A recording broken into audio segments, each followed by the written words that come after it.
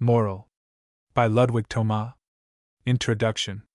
Dr. Ludwig Thoma, perhaps better known to his Bavarian countrymen as Peter Schlemihl, was born in Oberammergau on January 21, 1867. After graduating from a gymnasium in Munich, he studied at the School of Forestry at Aschaffenburg. He did not finish his course there, but entered the university at Munich and received his degree as Dr. Juris in 1893. A year later, Dr. Thoma began to practice law, but he abandoned that pursuit in 1899 to follow a career for which his inclinations and talents so happily fitted him. He had been writing humorous verses for Simplicissimus for several years under the pen name of Pete Schlemihl, with such success that the paper almost became identified by that name. These poems were later published in book form under the title, Grobheiten.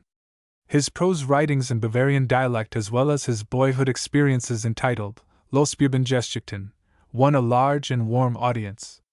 In 1899 he became the editor of Simplicissimus. From then on his renown grew. The foremost critics of German letters began to take notice of this Bavarian Aristophanes, and to compare him to Heine and the classics. When Moral and Lachen's Birthday appeared, while the reviewers shook their heads and stated that Dr. Thoma was shocking, so unoriginal, they concluded that their author was casting a long shadow. Today, Dr. Thoma is a recognized figure in Germany. Professor Robert F. Arnold in Das Moderne Drama, Strasbourg, 1908, ranks him next to Hauptmann. His writings are numerous. A vain, satirical, and humorous, with a conception of the pathetic, makes him more than an equal to Mark Twain. In addition, he is possessed of a message, which he delivers in The Moral. First produced in 1908, the play soon became a part and parcel of the repertoire of the leading theaters in Germany. It was put on for the first time in New York, in German, at the Irving Place Theater in the spring of 1914, through the efforts of the late Heinrich Matthias and the writer. Mr. Matthias then played the part of Biermann. Mr. Christians, the director, repeated the performance a number of times that season, each performance meeting with a warm response. The late Percival Pollard was the first American critic to emphasize the importance of Dr. Thoma's work in his excellent resume of contemporary German literature, Masks and Minstrels of Modern Germany. He pointed out that no country where hypocrisy or Puritanism prevail as factors in the social and municipal conduct should be spared the corrective acid of this play. H. L. Mencken and George G. Nathan for many years have sung praises of The Moral in the Smart Set. But its production on the English-speaking stage still remains an event eagerly to be awaited. Briefly, the play is a polemic against the men higher up, churchmen, reformers, and social hypocrites. The translation follows the text implicitly. 4 different versions were made, all varying in a degree from the original, and although Dr. Thoma wrote to the writer, Bin auch damit einverstanden, dass sie in der Übersetzung meines Schauspiels Moral etwa Genderungen oder Adaptirungen, die durch die englisch-amerikanischen Verhältnisse und den Geschmack der amerikanischen Theaterpublikums gebeten erscheinen, in entsprechender Weise vornehmen. It was deemed best for purposes of publication to try to preserve the original atmosphere without an attempt to even transpose such phrases as gnädige Frau or Herr Kommerzienrat. Charles Recht. New York, October, 1916. Persons of the play. The presumption. The esteemed, sensitive public will assume that the action takes place in Emmelsburg, the capital of the Duchy of Gerolstein. The first and third acts occur in the house of Herr Fritz Biermann, the second act, in the police headquarters. It all happens between Sunday afternoon and Monday evening. To be free from blame, the producers will please note that Biermann is in the 50s, jovial, lively, with gray side whiskers and chin carefully shaved. Frau Biermann is in the late 40s, though youthful looking for her age. Frau Lund, 68, a woman of impressive appearance. Her manner is energetic. Her mass of white hair is carefully coiffured. Frau Bolland, about 45, stout, talkative. Dr. Wasner, a tall German professor with full blonde beard, deep-voiced, wears pince-nez with black tortoise-shell rim and broad black cord. Hans Jacob Dobler is a poet. He is dressed in a poor-fitting cutaway coat, unkempt mustache and Van Dyke beard. Fräulein Pinneberg, a feminist, wears a loose-fitting gown. Dr. Hauser, 50, smooth-shaven, wears gold-rimmed spectacles. Von Schmettau, 60, remains stately looking with effort, military bearing. Madame de Hauteville, indefinitely 20, her ultra-fashionable Parisian gowns invite the cloak and suit patrons. Moral. Act 1. Further apology. Card room in Biermann's house. In the background a swinging door opens into the dining room. To the right a smaller door leads to the music room. On the left side another door opens into the entrance hall. To left upstage in a corner a small card table with chairs. To right upstage a large sofa and comfortable chairs. Parallel to background downstage, tea table with coffee service thereon. Near it to right, smaller table, on it a humidor. A butler is engaged at the tea table, another manservant is holding swinging door open. Business of getting up from table. Many voices and rattle of chairs are heard from dining room. Through swinging doors enters Bolland and Frau Biermann, Biermann with Frau Bolland, Dr. Hauser with Effie, Dr. Wasner with Fräulein Koch Pinneberg, Dobler alone. General greeting of Mahlzeit. Dr. Wasner is vigorously shaking hands, going to Frau Biermann says, Ich wünsche gesegnete Mahlzeit. The servants pass around coffee. Biermann conversing with Bolland comes down stage. Bolland. You will receive 2,000 votes more than the socialists. That's certain. Biermann, skeptical. No, no. Bolland. If all the liberals combine with the conservatives, the result cannot be in doubt. Biermann taking coffee from the servant.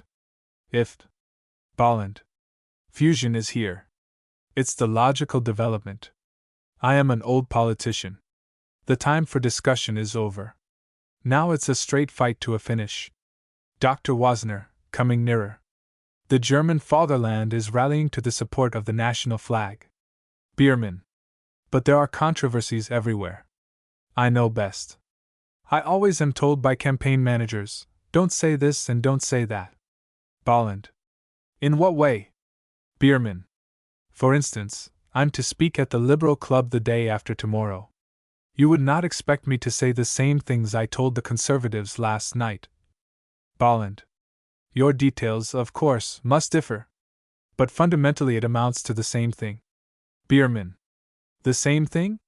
Believe me, all this masking confuses me. Drinks. Effie, calling across the tea table where she has been standing with others. Papa. Listen to Frau Bolland. She also says that the Indian dancer is so interesting. Frau Bolland. Positively wonderful, Herr Bolland. You can conceive the entire spirit of the Orient. Effie. Why haven't we gone to see her? Frau Bolland. You surely ought to go. Professor Stohr, you know him, told me he never in his life saw anything so gorgeous.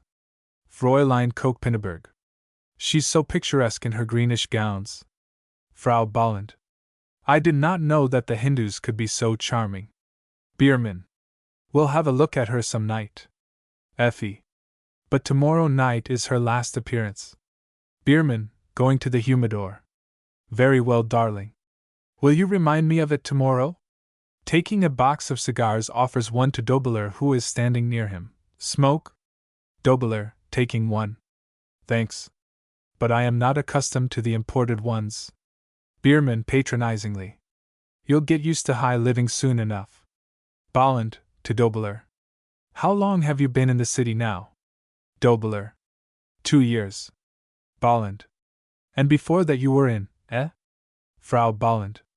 You must excuse him, Herr Dobler. Why in Unterschlettenbach, dear, you know that. Bolland correcting himself. Certainly. Bit of literary history. Mighty interesting place that Unterschlettenbach, eh? Dobler. Hardly, Herr Kommerzienrat. Poor and unsanitary. Most of its inhabitants are miners. Bolland. Fancy that. And I never knew it. Full of miners. Tell me though, what do you think of our set here? How do you like this well-to-do circle, the big city, wealthy surroundings? Dobler, lighting a cigar. I like it well enough. But I think I will always feel out of place here. Bolland. Can't get used to it? Dobler. Everything is so different. It seems to me at times as though I had suddenly entered a beautiful house while outdoors my old comrade was awaiting me patiently, the open road. Frau Bolland. Isn't that wonderful? So very realistic, I put. I can just picture it. Oh, Herr Dobler, I must tell you, your novel, my husband and I talk about it all day long. Bolland. Tell me though, did you yourself experience the life of that young man you describe? Dobler. It's the story of my youth. Bolland. But it's somewhat colored by poetic imagination? Dobler. No. Bolland. For instance, you have never actually starved? Dobler. Oh, yes. There's no imagination in that.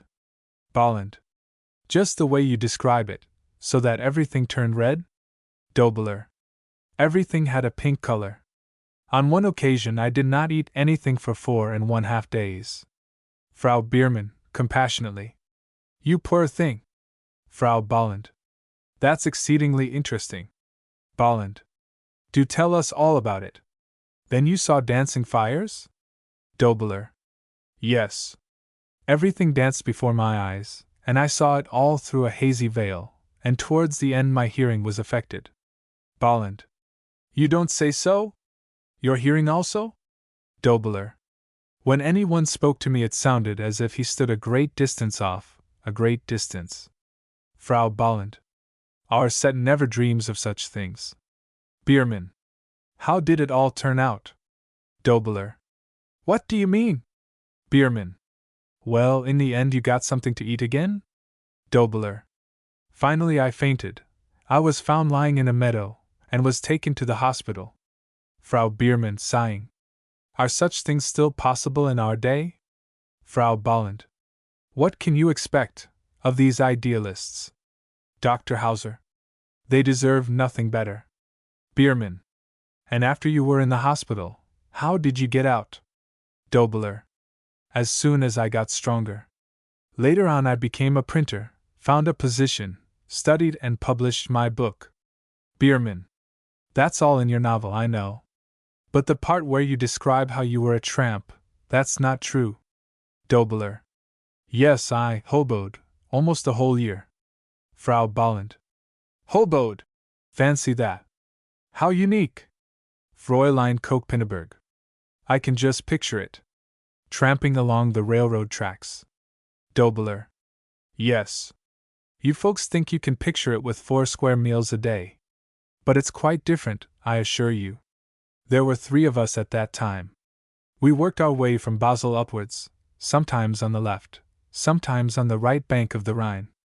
In Worms we spent the last of our money, and we had to peddle for handouts. Frau Bolland, not understanding him. Handouts? What is that? Dobler, with pathos.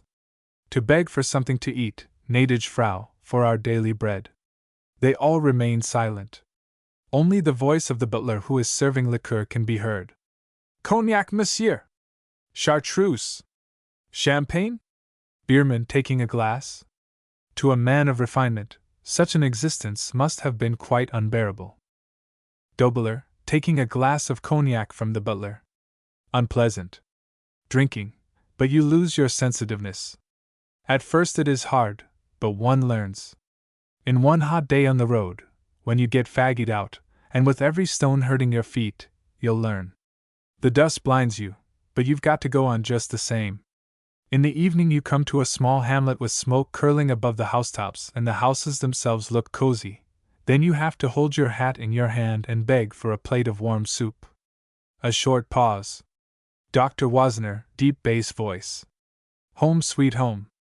Bolland. The story reminds me exactly of my late father. Frau Bolland. But Adolf. Bolland. Indeed, I say it does. Frau Bolland. How can you draw such a comparison? Herr Dobler has become a celebrated poet. Bolland. My father also achieved something in life. At his funeral 400 employees followed the coffin. Frau Bolland, impatiently. We've heard that before, Herr Dobler. Did you write poetry in those days? Dobler. No, Frau Bolland. Much later. Frau Bolland. I'll have to read your novel all over again, now that I know it is all autobiographical. Frau Biermann to Dr. Wozner. You were going to sing, Herr Professor? Dr. Wozner. I promise. Frau Biermann. Yes, do, Effie will accompany you. Dr. Wozner. If Fräulein will be so kind, but I don't know how my voice is today. Frau Bolland. You sing so beautiful, Ly. Dr. Wozner. So much campaign work. Politics corrupts even the voice. Fräulein Koch-Pinneberg. Do oblige us. Frau Bolland, Frau Biermann, Dr. Wozner, Fräulein Koch, Effie go out into the music room. Biermann. It's a pity that the professor is going to sing. We could have started a game of scat. Have some more cognac? Dr. Hauser. No, thanks. Dobler. Thanks. No more for me. Bolland seats himself on sofa. Dr. Hauser and Dobler sit in chairs. Biermann lights a fresh cigar. The butler goes into the music room, and as he opens the door, the sound of the piano is heard. Bolland. As I said before, Herr Dobler, your story reminded me very much of my late father. Dr. Hauser. Of the well-known Kommerzienrat Bolland? Bolland sinks deep into chair, crosses legs. Never mind, he was not always a wealthy Kommerzienrat. Turning to Dobler. Picture to yourself a winter landscape. It's bitter cold, a gray sky, it is snowing and everything is wrapped in snow. Through all this we see a youth walking, rather staggering, along the forest road from Proberg. A half-starved young man. He pauses and brushes ashes from his cigar. The butler enters from the music room to get a glass of water, then he goes out again. While the door is open, the trembling bass baritone voice of Professor Wozner is heard. In denen Augen habe ich einst Jealousien von Liebhuende, Gluck, von Liebhuende Gluck den Schein. Footnote, translated. In thy dear eyes I once read the story of love and joy, a gleam. The door closes and the sound is shut off. Bolland now continues his speech. And now the snow falls faster and faster. This poor young man had partout nothing to eat since the morning. He becomes very weak, sits down on a bundle of twigs and falls asleep. Just by sheer chance it happens that a man from Proberg passing by sees this dejected, snowed-in figure and takes the young fellow home with him. He pauses, and this young man later became my father. Hauser. And Herr Kommerzienrat Bolland. Bolland. Yes. Herr Kommerzienrat Bolland. To Dobler, now don't you consider it quite remarkable? Wouldn't that make a fine novel? Dobler. Yes, yes. Bolland. That could be worked up very nicely, couldn't it? A poor young man, the snow-covered landscape. Hauser. And that bundle of twigs. Dobler. Fortune has her unique whims and likes to turn the tables. Bolland. That's it exactly. Fortune delights in turning the tables. Hauser. Unique whims? No, that sort of thing happens every day. Bolland. What happens every day? Hauser.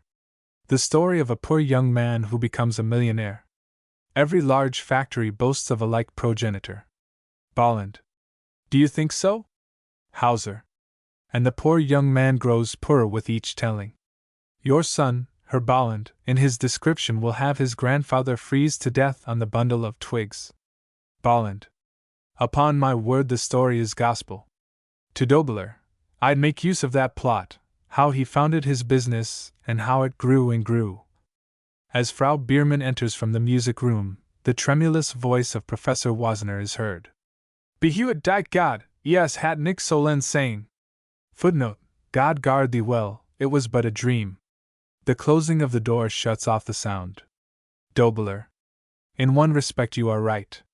The character of the self-made man, footnote, so an original, has hardly been treated in contemporary German literature. Bolland, with enthusiasm. That's just what I claim.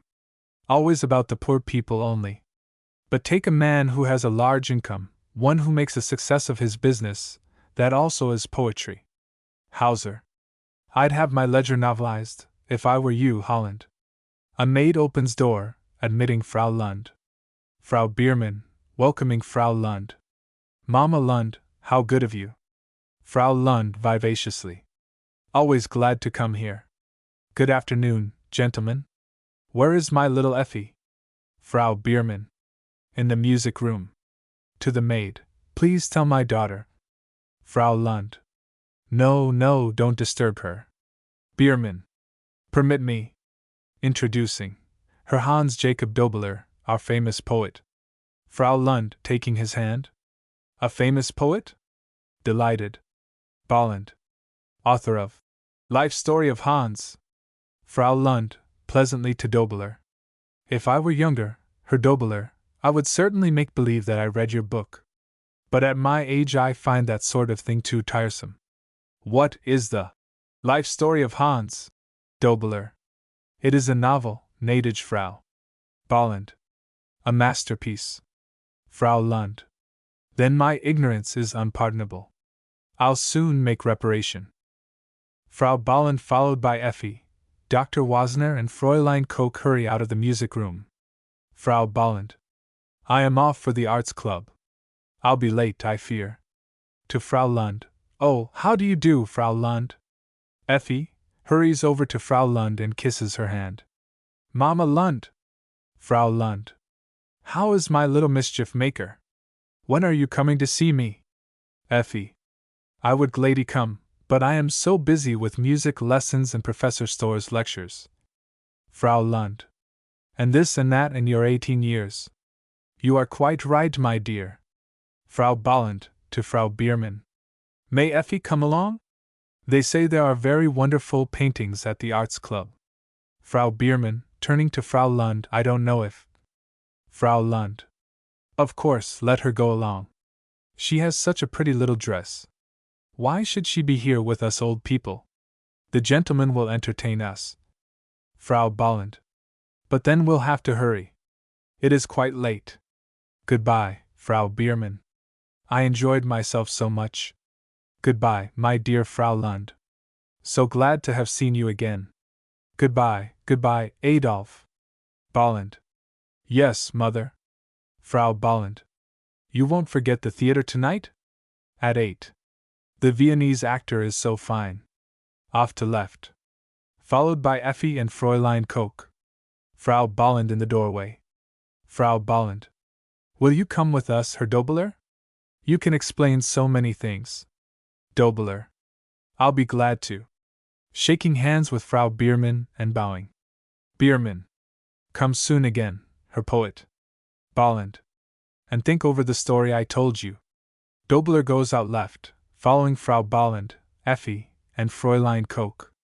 Frau Lund, to Frau Biermann. I'll just have a cup of coffee. Frau Biermann. I'll tell them to make a fresh cup for you. A fresh cup of coffee. To the butler who is clearing the table. Tell the chef. Butler goes out through the middle door. In the meantime, Frau Holland again appears through left. Frau Bolland. Adolf. Bolland. Yes, wifey? Frau Bolland. Thursday the circus comes to town, don't forget to reserve seats. Bolland.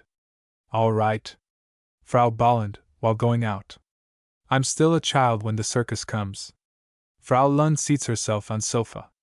Next to her on the right Frau Biermann. Biermann and Bolland sit opposite in large leather chairs. Hauser is standing behind the sofa leaning against it. Frau Lund to Hauser. Tell me, Judge, where have you been keeping yourself all this time? Hauser. In my office, Frau Lund, only in my office. But I hear that you were on the Riviera. Frau Lund. For weeks in Monte Carlo. Children, I gambled like an old viveur. Biermann. What luck? Frau Lund. I lost, of course. I'm too old to set the world on fire. But Biermann, I hear all sorts of surprises about you. You are a candidate for the Reichstag? Biermann. Yes, they nominated me. Frau Lund. Who are they? Biermann. The combined liberals and conservatives. Hauser. And the conservatives and liberals combined. Frau Lund. Formerly these were distinct parties. Hauser. Formerly. Biermann. Now there is fusion. Frau Lund, to Frau Biermann. You never told me that your husband was in politics. Frau Biermann. He never was, up to 2 weeks ago. Frau Lund. How quickly things change. And of all the people, you. Biermann. What's so startling in that? Frau Lund. You told me that you never even read the newspapers. Bolland. We all are cordially grateful to Biermann that in an hour of need he made this sacrifice. Frau Lund. The way you talk about the hour of need and sacrifice, Herr Kommerzienrat, it seems to me that you would have been the better candidate. Bolland. Oh, I am too pronouncedly liberal. Hauser.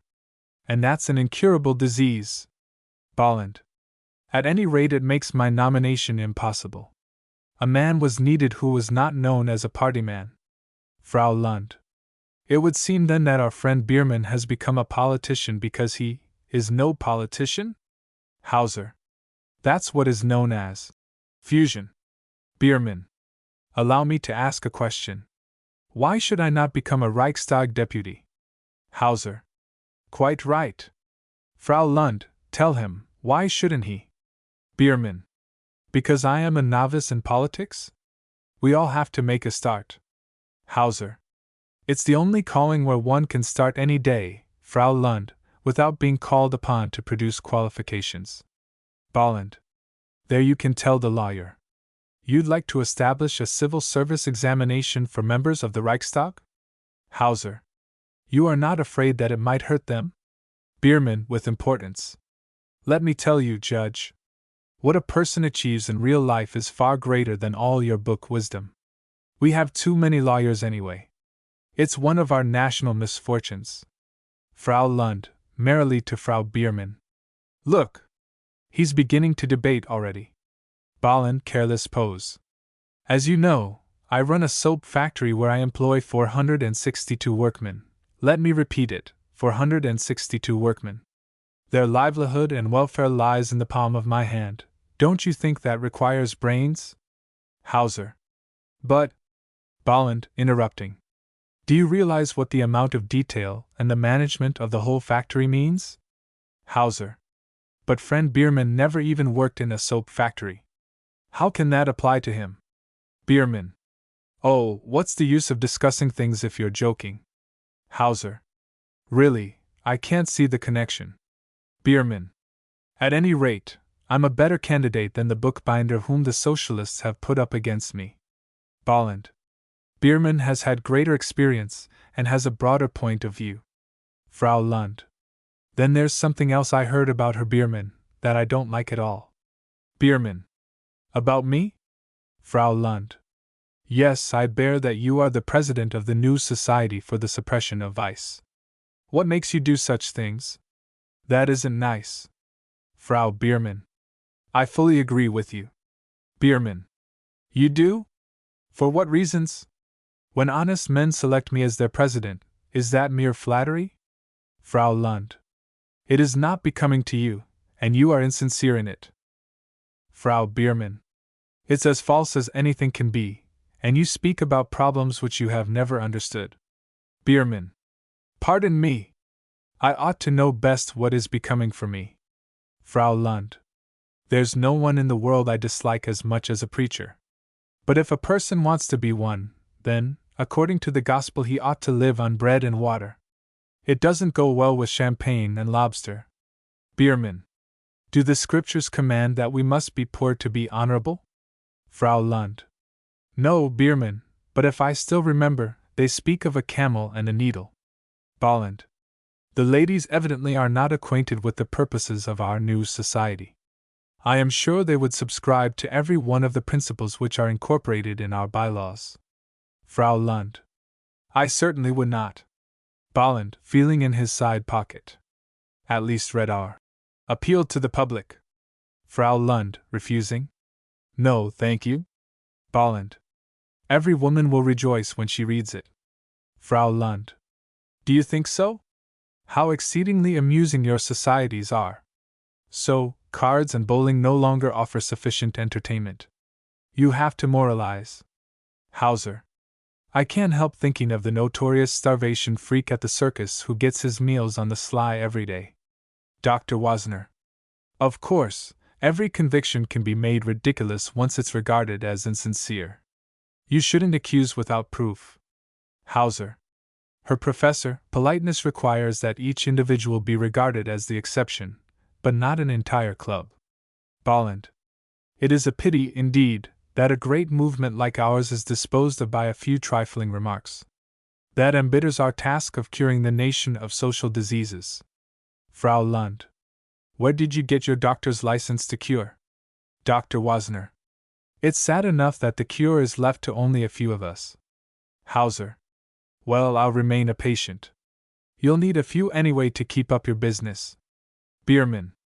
I consider all this a very cheap kind of humor. I used to joke about these matters myself, but if you will only look upon this problem from a serious point of view, when your eyes are open to the Frau Bierman. Your newly acquired ways of talking are quite unbearable. Bierman.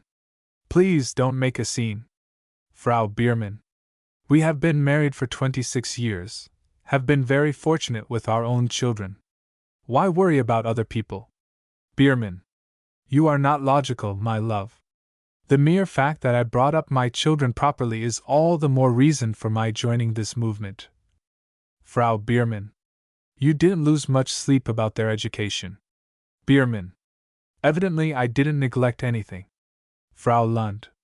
I'm afraid you pride yourselves on a degree of willpower you never exercised. Bierman.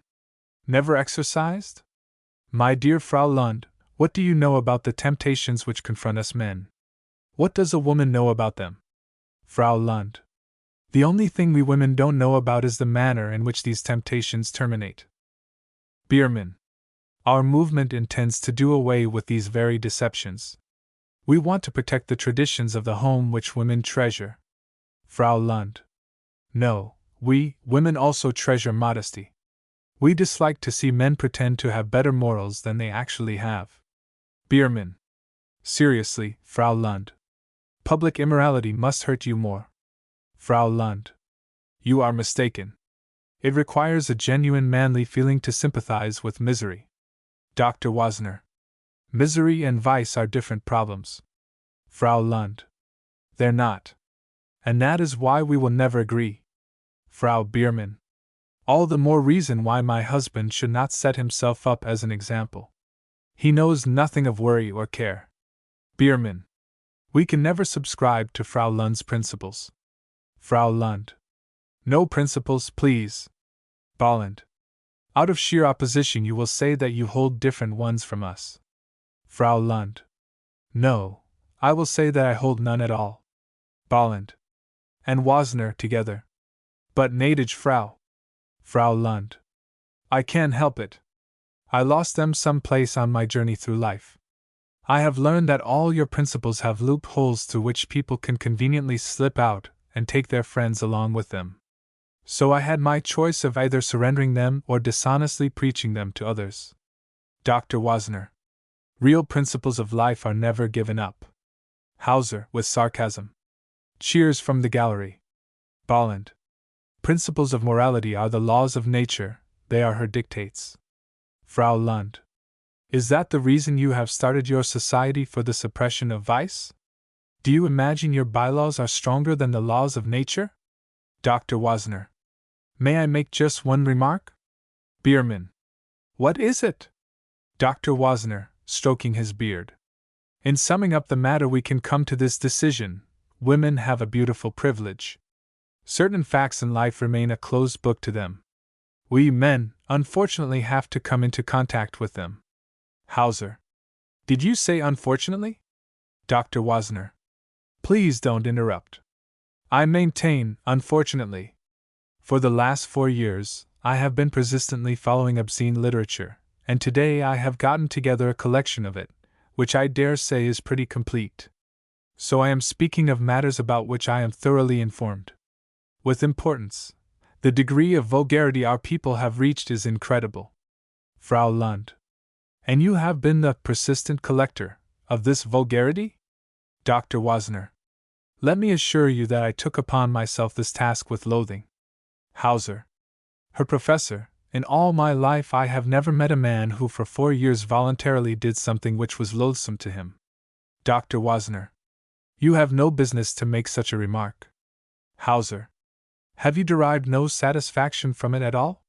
Dr. Wozner. Satisfaction, if you mean the satisfaction of participating in the uplift of our people. Frau Lund. Uplift? Our reformers capitalize our national lack of good taste. Good proof of that are the moral works of art which you patronize. Dr. Wozner. The matter we are discussing is more serious than reforming bad taste. Frau Lund. There is nothing more serious. Dr. Wozner, knowingly. If you but knew, Frau Lund. Frau Lund. I don't have to call and see your collection. Frankly, to me, the most obscene picture in your gallery could not be more disgusting than the talk you carry on in your meetings. Biermann. Oh. Frau Lund. The nudity of the human body is not disgusting. It is the nudity of your mind. No vice is as repulsive as that virtue of yours which loudly uncovers itself in public, in marketplaces. Vice has at least the shame to hide itself. Biermann to Bolland. Can you understand her? Bolland. I must admit I can't. Dr. Wozner. Gnädige Frau stated that vice hides itself. But in spite of that it exists. Bolland. Yes, she admitted that it exists. Dr. Wozner. Shall we tolerate it merely because it crawls into dark nooks and corners? Frau Lund. You reformers! Let more sunshine into this world and vice will not find so many dark corners and nooks to hide in. Bolland. You would not be as opposed to us if you had a son who would be exposed to the temptations of our great cities. Frau Lund. I would be ashamed of myself if for personal reasons I became narrow-minded. Biermann. But just stop to think. Picture a healthy young man in his prime falling into the hands of one of these abominable creatures. Frau Lund. I could picture something worse than that. Biermann. Still worse? Frau Lund.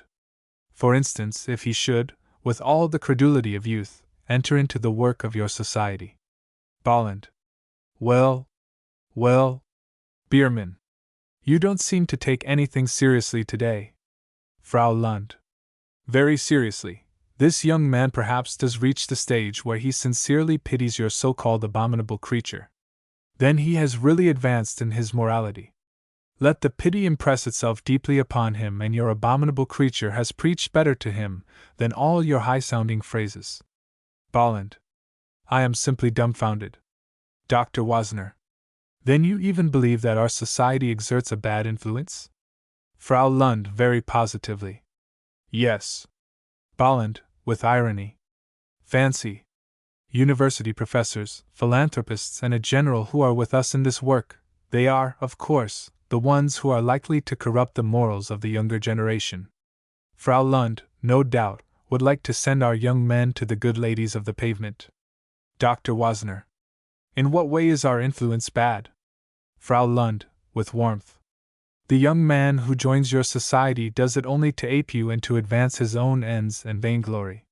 He forever deprives himself of understanding the meaning of life and of becoming helpful to those who suffer. Bolland. Well, what do you think of such statements? Frau Biermann. They are splendid. I would be very thankful if my boy would embody the ideals of Frau Lund. Biermann. Lena, I simply forbid you to say such things. Frau Biermann. Really? Biermann. Everybody knows that Frau Lund is a radical, but I don't want you to fall into that habit. Frau Biermann. I don't acquire new habits as rapidly as you. Hauser, to Biermann. Don't get excited. A politician must give everyone an opportunity to express his views. Dr. Wozner. I teach young people, and I heartily wish they'd continue to seek their ideals among high-minded men and not in the dark city streets. Bolland. Right. And not in the dark city streets. Frau Lund. Nor there, her Commerzienrat, where the veil of shame is rudely torn from inborn sensitiveness, and it is shorn of every secret charm. Dr. Wozner. Correct. We do want to deprive it of its charm. Frau Lund. You succeed in doing that, No tenderness can survive the brutal frankness of your meetings. Dr. Wozner. It is not a national German trait to sugarcoat sin. Frau Lund. Why do you confound all lack of refinement with the national character? Dr. Wozner. Because it is good German to call a spade a spade. Bierman, getting up. Why argue to no purpose? Let's start our game of scat. Bolland.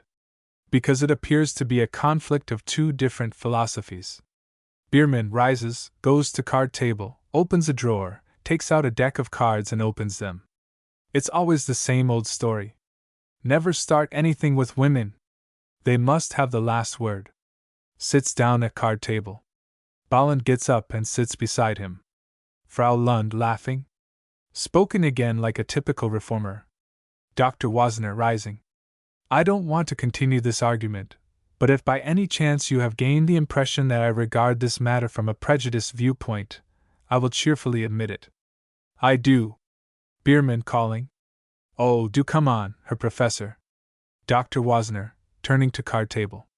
I'm coming. To others, I admit with pride that I am prejudiced. For me there exists only one question: how can I best serve my fatherland? Bolland. Herr Professor. Dr. Wozner, turning to table. Just a moment. To others, let the sturdy qualities of our people be conserved. That stand is unassailable. Then I will be sure that my efforts have at least. Bierman loudly.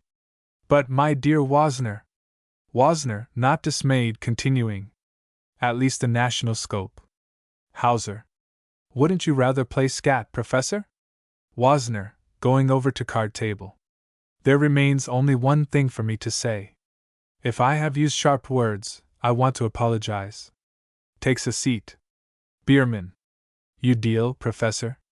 Dr. Wozner, shuffling the cards and talking at the same time. For me there exists but one ideal. That which Tacitus described as it once prevailed among the old Teutons. Quamquam severa illic matrimonia nec ullum morum partem magis laudaveris. He lets Bolland cut, and then deals. The most praiseworthy trait of the Teutons was the strictness of their marriage customs. Nam prope soli barbarorum singulis uxoribus contenti sunt. They were almost the only barbarians to content themselves with a single wife. Bierman loudly. Tourney. Bolland. I'll go you. Bierman. 20. Bolland. I'll better that. Bierman. Take it. Grassolo. They play. Hauser, Frau Lund, Frau Bierman remain sitting at right. Frau Lund. At last the fatherland is saved. Frau Bierman. It's the only occupation for which nature intended them. They should not tinker with national problems. Hauser. Have patience. Political ambition dies out after the first defeat. Frau Bierman. Which I hope will happen. Hauser. That's as certain as fate. Else he never would have been nominated. Bierman, calling from the card table. I have pretty sharp hearing. Hauser. A very fine acquisition, Bierman, when you grow old. Bolland, throwing a card on the table.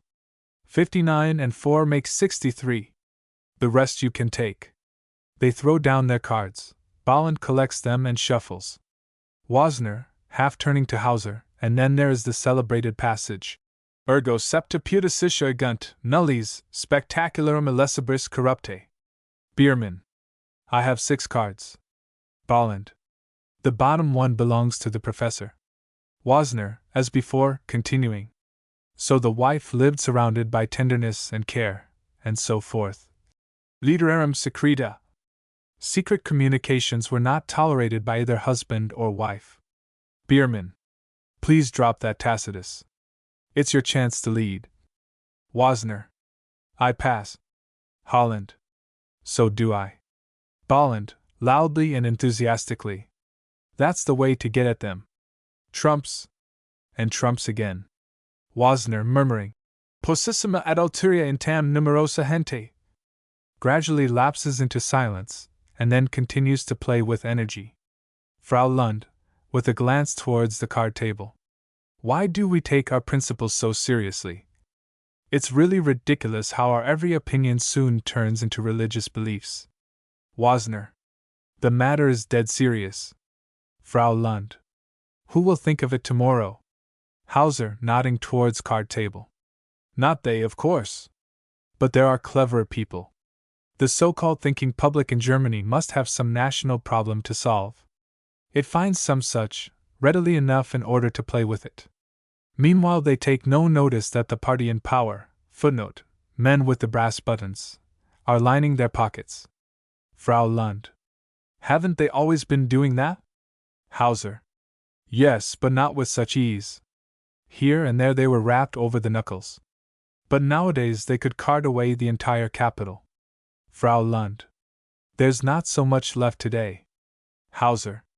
A couple of pieces anyhow to take along as keepsakes.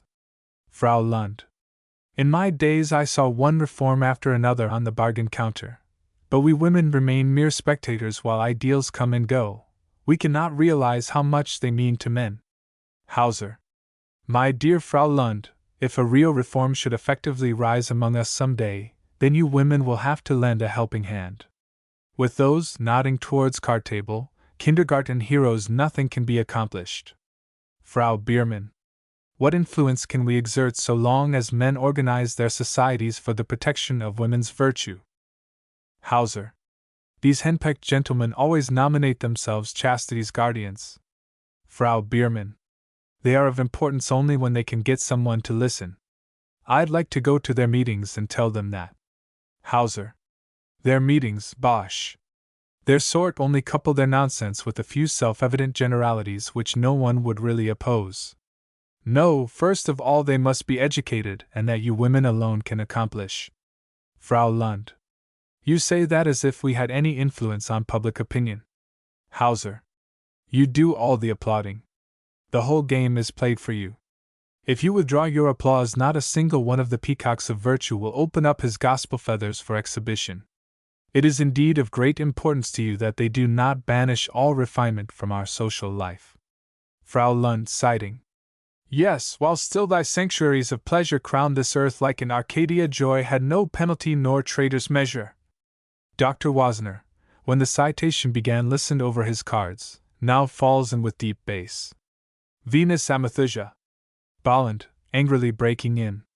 Man alive, why didn't you play your ace of spades? If you had brought out that ace you'd have a trump, then you'd beat this with a trump, and then another trump. Biermann.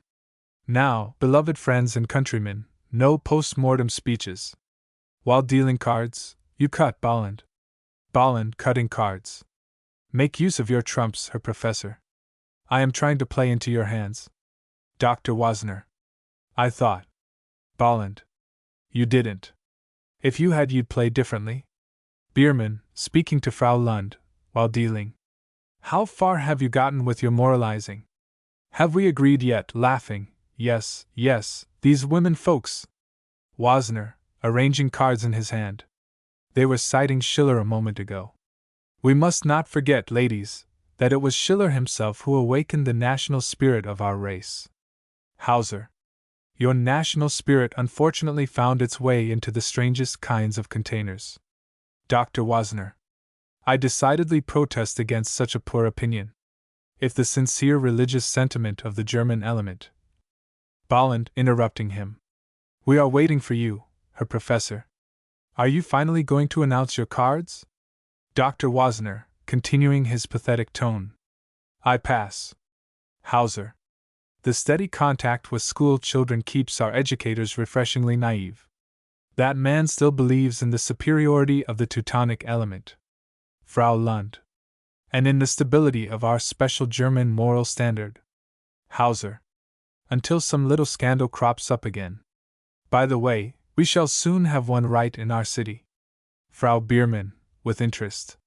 Here? Hauser. Tomorrow you'll read all about it in the newspapers. The police have made a discovery which may prove more than they bargained for. Frau Biermann. Here? Biermann, head sideways, listens over his cards. Hauser. Last night the police arrested a woman who kept a very open house. She colored it by going under a fancy French name, and they say only entertained the best of society. She kept a diary which fell into the hands of the police. Bierman, he leaves his seat, comes forward, right. A diary? Balin drops his cards and rises. What sort of a diary? Hauser. Oh. Just a naughty little inventory of all of her visitors. Bierman. What is the name of the lady? Hauser. Some French name which sounds to me like Rouge. Bierman. I can't understand how you could forget her name. Bolland. I can't either as long as you seem to know all about it. Frau Bierman, to Bierman. But Fritz, why should you worry about it? Bierman. Well, am I the president of the Vice Suppression Society or am I not? Curtain. Act 2. An office at police headquarters. To rear on the left stands the assessor's desk. To the right against the wall, the desk of Ray Sacker, the police clerk. Left front is a sofa with 2 chairs. On the right wall is a telephone. Side entrance left. Another entrance in the middle. Strobel and Ray Sacker are seated with their backs to one another. Strobel is reading a newspaper. Ray Sacker is writing. Short pause. Strobel, half turning. Ray Sacker. Ray Sacker, also turning. Yes, her assessor. Footnote: an assessor is a petty police official. Strobel. Are you familiar with the expression? Those higher up. Ray Sacker. Yes, her assessor. Strobel. What do you understand by it? Ray Sacker. Those are the folks who are something and have money somewhere. Strobel. Is it used to express contempt or class hatred? Ray Sacker eagerly. Well, well. The higher-ups are respected. Strobel. Are you certain? Ray Sacker. Absolutely. They both turn around to their former positions. Strobel continues to read, and Ray Sacker to write. Short pause. Strobel, half turning. Ray Sacker. Ray Sacker does likewise. Yes, her assessor. Strobel. After all, it means class hatred. Ray Sacker. No, no. Strobel. Pay attention. Here it says, he reads. Of course, for those higher up there are no laws. That means, I take it, that the rich are beyond the control of the law. By control of the law, I wish you to understand I am attacking the humiliating and anarchistic notion that the law does not apply equally to rich and poor. Also, I want to besmirch the rich, by designating them by a slang expression. Ray Sacker. Yes, her assessor. Strobel. Then how can you say it does not express class hatred and contempt? Ray Sacker. Because, then again, you see, people who have money are respected anyway. Strobel. You will never learn to think precisely, Ray Sacker. Ray Sacker. Yes, her assessor. Both resume their former positions. Short pause. Police Commissioner, Freiherr van Simbach, enters left. Strobel lays aside his paper, rises and salutes. Ray Sacker writes hurriedly. Commissioner, footnote, President of Police, in original. Morning, her assessor. To Ray Sacker. Take your work outside, Ray Sacker, until I have finished. Ray Sacker exit through middle door. I want to ask you a few questions, Herr Strobel. Strobel bows. The commissioner during the conversation takes center of stage and speaks nonchalantly, and somewhat drawingly. I read your report. Day before yesterday, that was on Saturday, you ordered the arrest of a certain woman. Strobel. Yes, Commissioner. Commissioner. Well, what about her? Strobel. According to the report of Lieutenant Schmuttermeyer, we have in our hands a very dangerous person. Commissioner. Is that so? Strobel. Within a short time she has almost demoralized our city. Commissioner. She has been in the city about 3 or 4 years. Strobel. She has, according to the report? Commissioner. In what way has she been dangerous? Did bald-headed gentlemen loosen up a bit in her house, or are there special charges against her? Strobel. No special ones, but her whole behavior. She had a beautiful apartment in the best residential district. According to the report, the neighbors began to talk about her. She dressed in a rather fast and fashionable manner. Commissioner. Then because she did not cater to the common people, you consider her so terrible? Strobel. No, Commissioner. Commissioner. I thought not. Remember, please, I don't want you to get any of the popular ideas about the corruption of our best society. Slit skirts cause as much harm. Strobel bows. What is her name? Strobel. Ninon de Hauteville. But her real name is Therese Hochstetter. Commissioner. Hetville? Strobel. She comes of a good family. Her father was a Peruvian consul. When he lost his money, she married a consular secretary. He divorced her 4 years ago. Commissioner. Indeed. So she is a person of refinement. Strobel. But she has. Commissioner. A demoralizing influence. I know all about that. Tell me, what made you arrest her? Strobel, with importance. 8 days ago, I received a letter severely rebuking the police because her place was tolerated. Commissioner. Who was the letter from? Strobel, hesitatingly. It was, really, anonymous. Commissioner. I hope that you are very careful about anonymous communications. Strobel. Generally, I pay little attention to them. But this letter was so full of details, I simply had to consider it. Of course, only as a hint, and I intended to get proof. I gave it to Schmuttermeyer and told him to keep the Hochstetter woman under strict surveillance. Saturday at noon we obtained positive evidence. Commissioner. Then? Strobel. Then I ordered Schmuttermeyer to raid the place. Commissioner. During which you found a diary in her apartments? Strobel. Yes, Commissioner, a diary with the names of her visitors. The dates and their social standing. Everything. Commissioner. Have you finished reading it? Strobel. No, sir. I just glanced at it. I only got it from Schmuttermeyer an hour ago. I was not in the office yesterday. Commissioner, thoughtfully. It's too late to do anything today. Consulting his watch. Let me see. Bring me an exact report of all important names contained in the diary, at 10 tomorrow morning. Strobel. Yes, Commissioner, at 10 o'clock. Commissioner. And remember, it's very important that you make this report personally. Don't let the clerk see the diary. It has not yet been in his hands? Strobel, going to his desk. No, it's locked up in my desk. Commissioner. Time enough to bring it to me tomorrow morning when you make your report. Strobel. How do you want me to get my data, Commissioner? Shall I summon the important people involved? Commissioner, with emphasis. Only the important names, that's all. By the way, how far have you gone in the case? Have you taken any further steps? Strobel. No, I will examine the Hochstetter woman in a little while. Commissioner. And Schmuttermeyer? Has he orders to make any further raids? Strobel. Not yet. I want to read the diary first. Commissioner. Above all, I do not want him to act without instructions.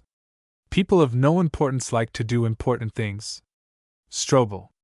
Yes, Commissioner. Your orders will be carried out. Commissioner.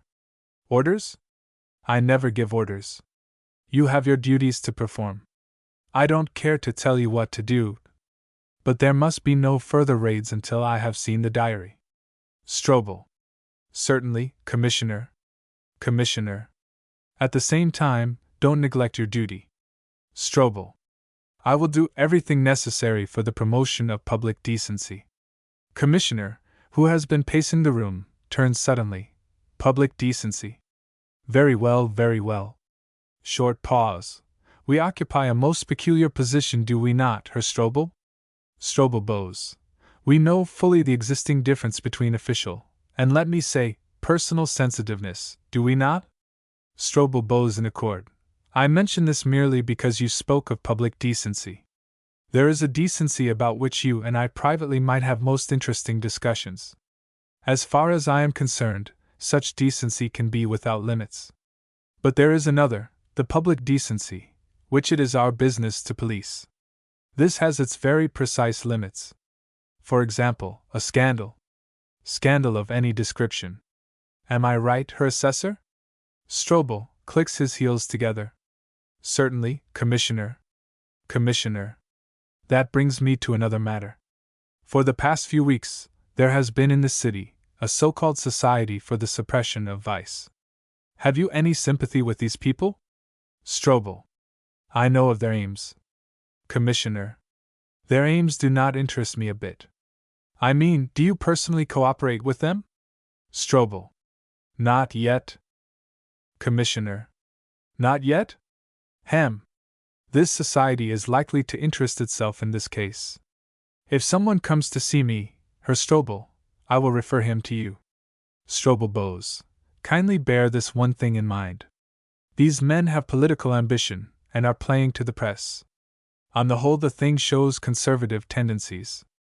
Strobel. Certainly, Commissioner. Commissioner. Welcome them with open arms. Agree gratefully to every suggestion for the betterment of the people, etc. Listen with respectful appreciation, but do nothing further. Strobel, uncertain. Nothing further? Commissioner. No, nothing further. Strobel. Yes, Commissioner. Commissioner.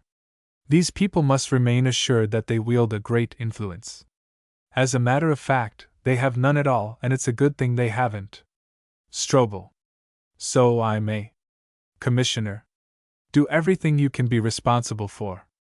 As a matter of principle, I do not like to give orders. You will submit that report then, consulting his watch, at 10 tomorrow? Good morning. Goes toward the door left, remains standing a moment, then turns around. You have been rather zealous in your work, I must say. Strobel bows slightly. To arrest a woman on the strength of an anonymous letter shows excessive zeal. Strobel bows slightly. I like to see my men energetic, but clears his throat. Bear in mind what I just said. Careful of a scandal. Good morning. Exit. Strobel sits down and stares at ceiling. He swings his chair around, then whistles. Ray Sacker comes in through middle door and seats himself at his desk. He coughs. Strobel, half turning. Ray Sacker. Ray Sacker does likewise. Yes, Herr Assessor. Strobel. How long have you been in the police department? Ray Sacker. It will be 18 years this fall. Strobel. You have seen many a change, no doubt? Ray Sacker. Surely. Strobel. Tell me, how long has our commissioner been in office? Ray Sacker.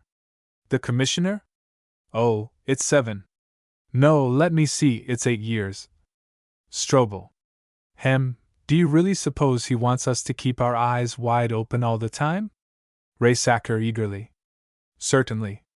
That's what he wants. Strobel. Does he? Short pause. I had an idea he didn't want us to be too strict for fear of notoriety. Ray Sacker eagerly. No. He certainly would not like that. Strobel turns around completely. Listen, Ray Sacker, you contradict yourself all the time. Ray Sacker turns around likewise. I beg your pardon, Herr Strobel. May I suggest? Strobel. But you are always contradicting yourself. First you say yes, and then you say no. Ray Sacker. I beg your pardon, Herr Assessor Strobel. I wanted to say that in the police department it is like this. Everything you do is all right, if it turns out all right. Strobel turns back to his desk. You will never learn to formulate a thought precisely. Ray Sacker also turns. All right, Herr Strobel. Short pause. Strobel reads. Ray Sacker writes. A commotion is heard through the middle door, which is thrown open, and Ninon de Hauteville enters. Behind her a policeman, who holds her tightly by the arm. She tries to free herself. Hauteville. She wears a large picture hat, and is highly perfumed. Keep your hands off me. I haven't killed anyone. Please let me go. Strobel, he has risen. What's the matter? Police officer. Releasing her, stands at attention. Have the honor, sir, to report this disreputable woman, the Hochstetter person. Hauteville. Please help me, sir. I am being handled like the commonest criminal. Strobel. Why do you keep that hat on? You are not paying us a visit? Hauteville. Indeed not. I am not paying a visit. If I lived to be 100, it would never occur to me to pay you a visit. Strobel. Don't talk so much. Do you understand? Therese Sacker, get your report book ready. Hauteville. Is this the complaint office? I demand to know at least why I was arrested. Strobel. Oh, here you'll find that out soon enough. To the officer. You can go now. Officer exit through middle door. Hauteville. Oh, monsieur, what shameful treatment. I was locked up in a cell with 2 ordinary street walkers. You will help me, won't you? Strobel, who has crossed over to Therese Sacker. Please don't be so familiar. Hauteville. I am so helpless. No one will listen to me. No one answers me. An awful-looking woman brought me a cup of yellow broth and a rusty spoon, indicating with her hand, so big. Eat, she said, and threw it down and left. You will see to it, sir, that my friends are notified, won't you? Strobel, glancing over Riesacker's shoulder. Your friends cannot help you here. Therese Sacker, don't make the margin so wide. You are wasting good paper. To Hauteville, your friends can do nothing at all for you. Hauteville. You think so, do you? One single word and I'll be set free. Strobel, contemptuously. Indeed. Hauteville. Before the day is over, every one of you will have to apologize to me. Yes, before this day is over. Strobel. Certainly. Therese Sacker. The word assessor has 2 S in all cases. Hauteville.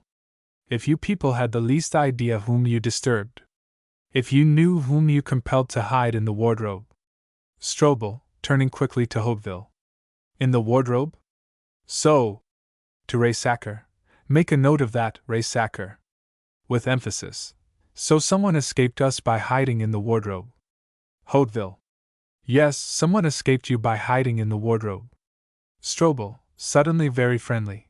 Upon my word, madam, I believe that we understand each other fully. You are a clever woman.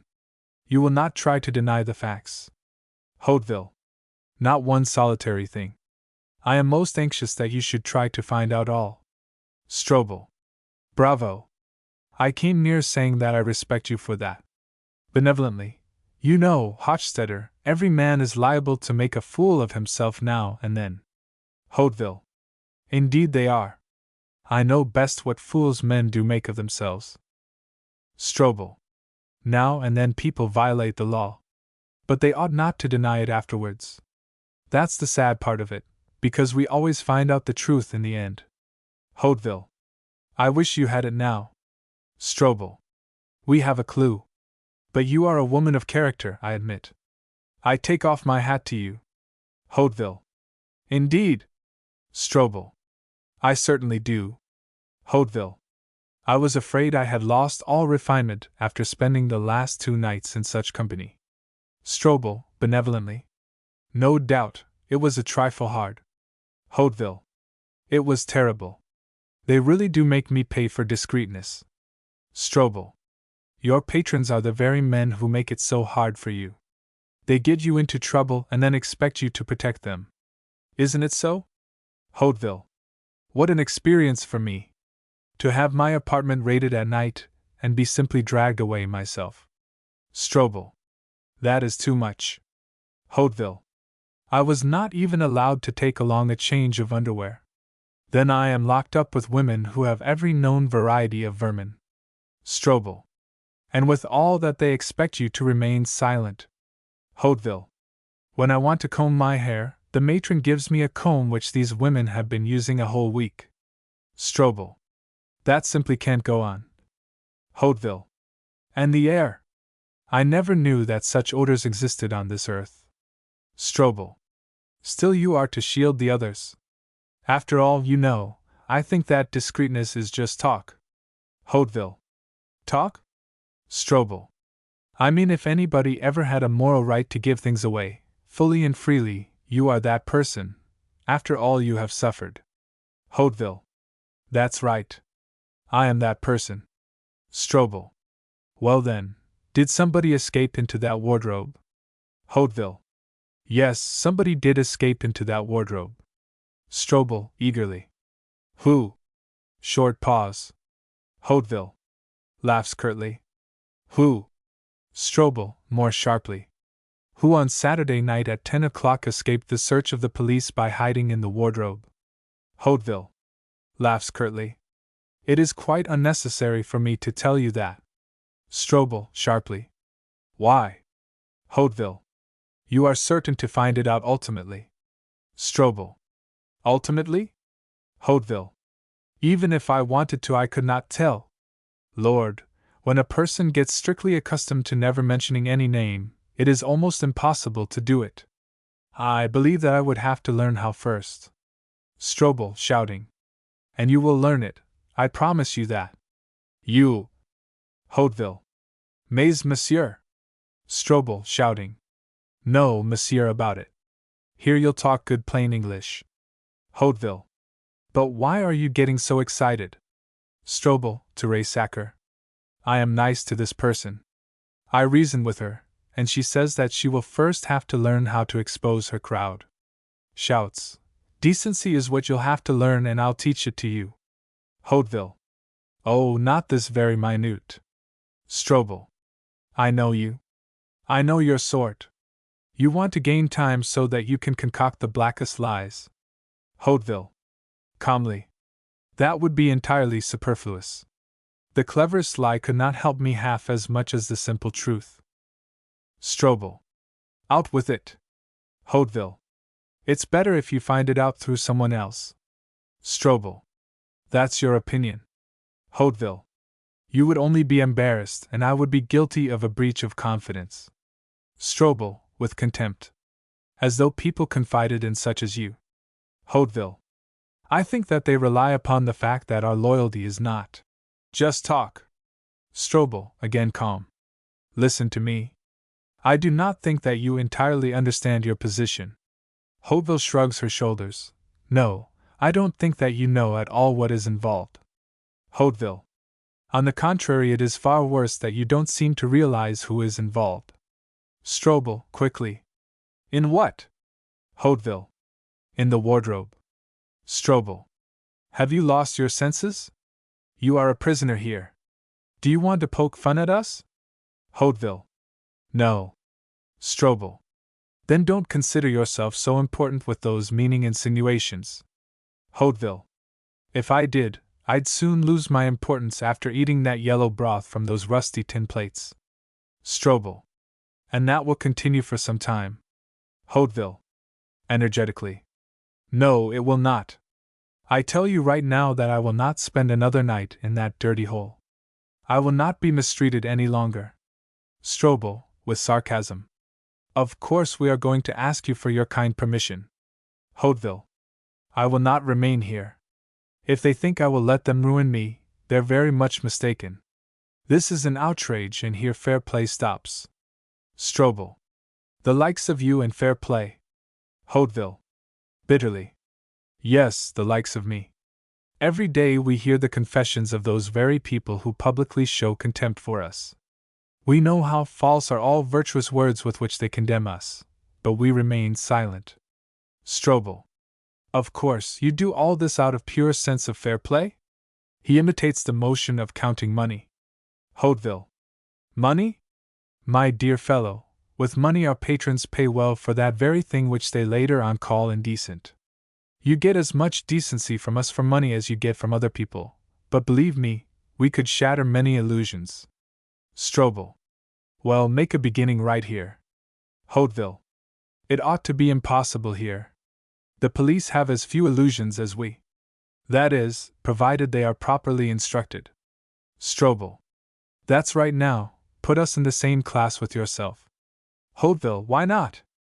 We in the police could easily ruin the credit of virtue, but neither of us do it.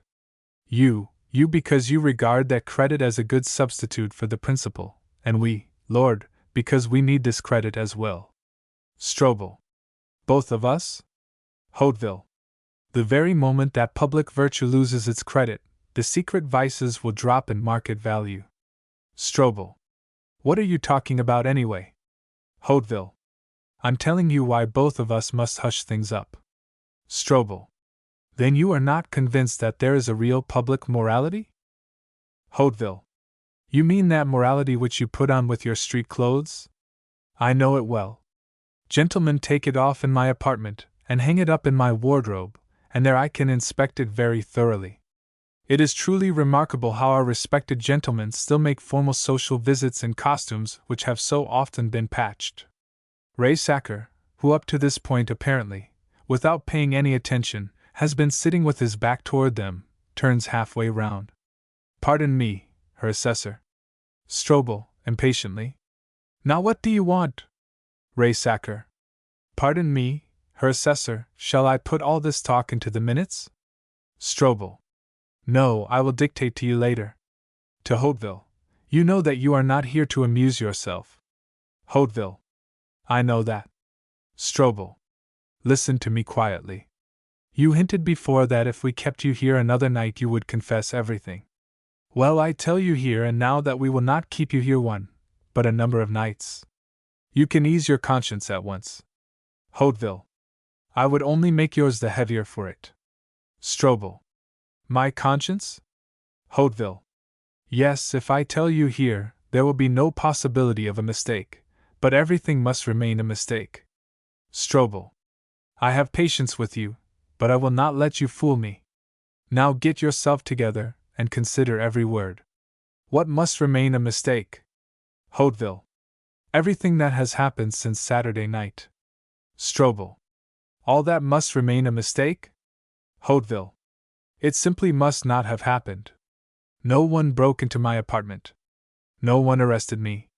No one compelled anyone to hide in the wardrobe. Strobel shouts, and no one ever saw such an insolent female. Hauteville. This browbeating. Strobel. It is meant for such as you.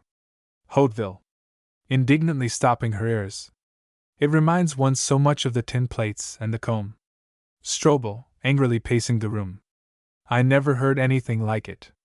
Picture it. She makes insinuations as though we had something to be afraid of. He stops pacing and faces her. You evidently imagine that the whole government would run away from you.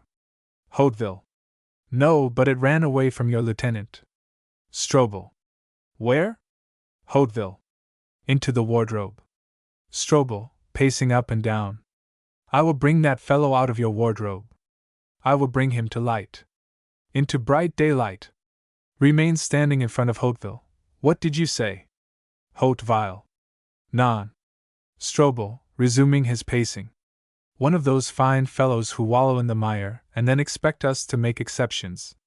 Stops pacing, facing Hauteville. What were you saying? Hauteville. Nothing. Strobel. Sad enough that now and again a halfway decent person strays into your place. Hauteville. He can only regret that he was disturbed. Strobel goes quickly to desk and unlocks a drawer. Besides, do not deceive yourself. We do not need your disclosures. He takes out a rather bulky paper, a school composition book, and holds it triumphantly in the air. There, do you recognize this? Hauteville. Quietly, without a single trace of surprise. It looks like my diary. Strobel. It is your book. It was found in your desk. Hauteville. Very calm. The desk was locked. Strobel. It was broken open. Well? What about your loyalty now? Hauteville. Shrugs her shoulders. I kept it. I haven't a fireproof safe. Strobel, contemptuously. Would you by chance like to show me the name? Hauteville. What name? Strobel. Of the gentleman in the wardrobe. Hauteville. Laughs. His name really is not in it. Strobel. Do not evade but show me. Hauteville. Oh, there are parties whose names are not in the hotel register. They travel incognito. Strobel, persuadingly. Hochstetter, I have an impression that you are not such a stupid girl, and I believe that you would like to, pointing to the diary, take good care of your patrons. If you do not immediately reveal the name of that man, I will summon the whole bunch. Hauteville. Shrugs her shoulders. That's something I cannot stop you from doing. Strobel. What then is your belief in fair play? Hauteville. I never submitted that diary to you. You could not have gotten it from me voluntarily, but it quite suits me that the officer found it in my desk. Strobel. Why? Hauteville. Because he might have searched for it in the wardrobe. Strobel. Now my patience is at an end. Presses the button on his desk. I will have no consideration for anyone. Hauteville. After all, perhaps you will. For yourself. Police officer enters. Strobel. Take this woman downstairs. The officer leaves with Hauteville. Strobel sits down, pushes the chair angrily to the desk, then gets up and throws the diary and several other books on the desk, saying to himself, never heard anything like it. Such impudence. Raysacker looks at him with amusement. A knock at the door. Strobel, formally. Come in. Bierman enters hastily from the left. He breathes heavily. He has a handkerchief in his hand, with which he frequently mops his brow. Is this the proper department at last? I am being sent all around the building. Breathing heavily. I hope I am finally in the proper bureau. Strobel. What do you want? Bierman. Pardon me for a moment, while I catch my breath. I climbed twice to the third floor and again down to the ground floor. The commissioner sent me to room 147, and there they told me to go to room 174. Strobel. Who sent you? Bierman, taking a deep breath. The commissioner.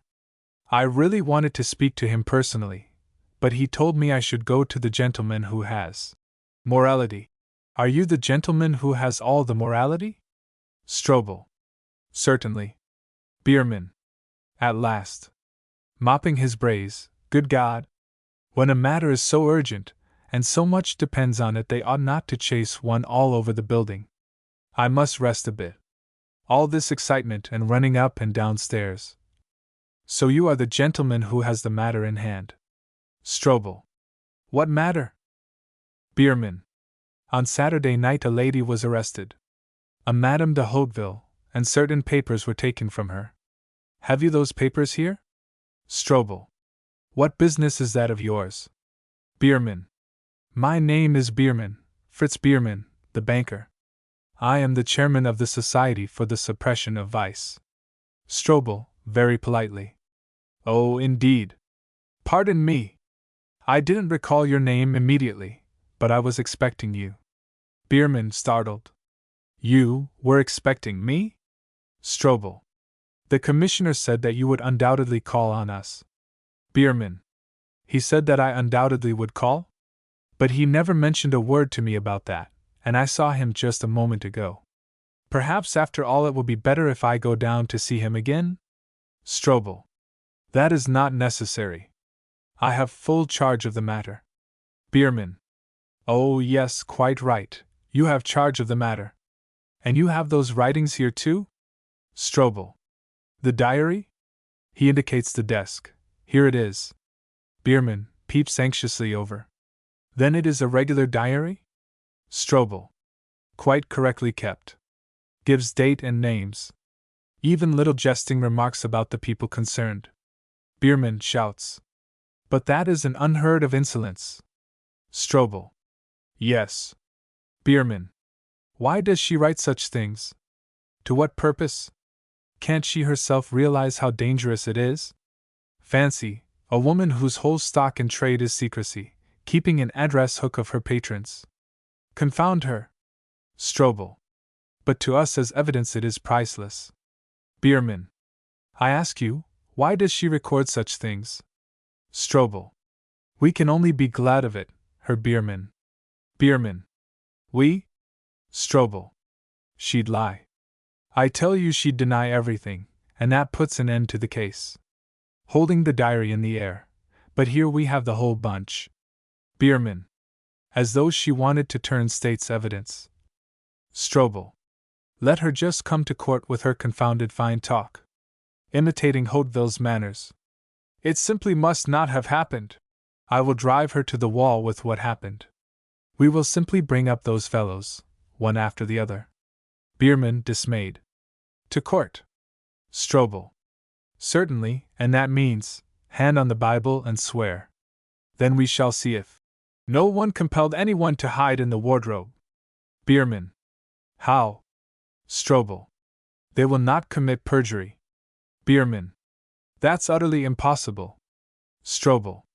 I will make it quite warm for that man, in any event. Bierman. But, Counselor. Strobel, clinking heels. Assessor Strobel. Bierman. But, Assessor, that is simply impossible.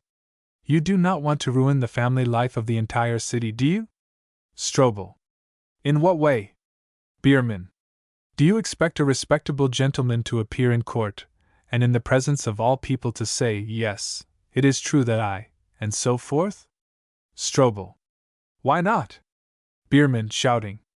But they are all respectable fathers of families. Strobel. But my dear Herr Bierman, what difference does that make to me? Bierman. It must make a difference. It makes a difference to everybody at all times. Strobel. I assure you that I am not a bit sentimental. Bierman, glancing over to Ray Sacker. Could we have a few words together, alone? Strobel. If you wish it. Ray Sacker, finish your police report in the outer office. Ray Sacker. Certainly, Herr Assessor. Takes several sheets of paper and goes out through the middle door. Strobel. Do have a seat, Herr Bierman. Bierman sits down on the sofa. Strobel does likewise. Bierman, mopping his brow. A personal question, Herr Assessor, are you married? Strobel. No. Bierman. I thought not. If you had a family you would not speak in that fashion of sentimentality. Strobel. If I had a family, I would not, to begin with, be involved in this. Bierman. But. Strobel. My name would not appear in the diary of Hauteville. Bierman. You never can tell. Strobel. Excuse me. What is there left of family life when such things happen? Bierman. What do you mean? If nobody finds it out. Strobel. But such a man must live constantly under a deception. Bierman. My dear Assessor. If the white lie ceases in married life, the couple drifts apart. Strobel. I cannot believe that. Bierman, persuadingly. Take my word for it. In every happy marriage the parties lie to each other to keep their affection from cooling. Strobel. But both of them remain faithful. Bierman. Not in the least. Strobel. Don't say that. Bierman. Not in the least, anyhow not to the very letter. A husband is true to his wife even if he, and so forth. Strobel. Your views surprise me. Bierman. This is what I mean. He is true in his own fashion. He remains kind to his wife, takes a good care of his family, and that is the principal thing. That other which you have in mind is only an ideal. Strobel. Ideals are lived up to. Bierman. Well, yes. But if we don't live up to them, we at least respect them. Strobel. Herr Bierman, I am astounded. You are the president of the Society for the Suppression of Vice? Bierman. Can I help it that I was elected? Strobel. But at least you represent the views of your society. I thought you came here for that reason. Bierman. For what reason? Strobel. To express your satisfaction at our discovery of the business of this person. Bierman. You thought I came here on that account? Strobel. Didn't you? Bierman, mopping his brow with his handkerchief. You'll have to pardon me, Herr Assessor. I am still affected by that running up and down stairs. Strobel. Perhaps our conversation tires you? Bierman. Don't mention it. I simply cannot follow you so quickly. A moment ago you mentioned a diary, didn't you? Strobel. Of this Hauteville woman. Yes. Bierman. Have you been through this diary? Strobel. No, I have not had time yet. Bierman. But you just spoke about some jesting comments in it. Strobel. Only those I noticed in glancing through it. Bierman, relieved. Ah.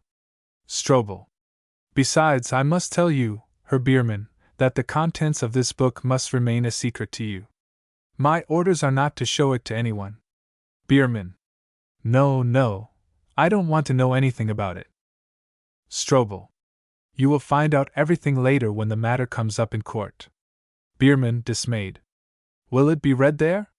Strobel. Certainly. Today I can only tell you that we will proceed vigorously.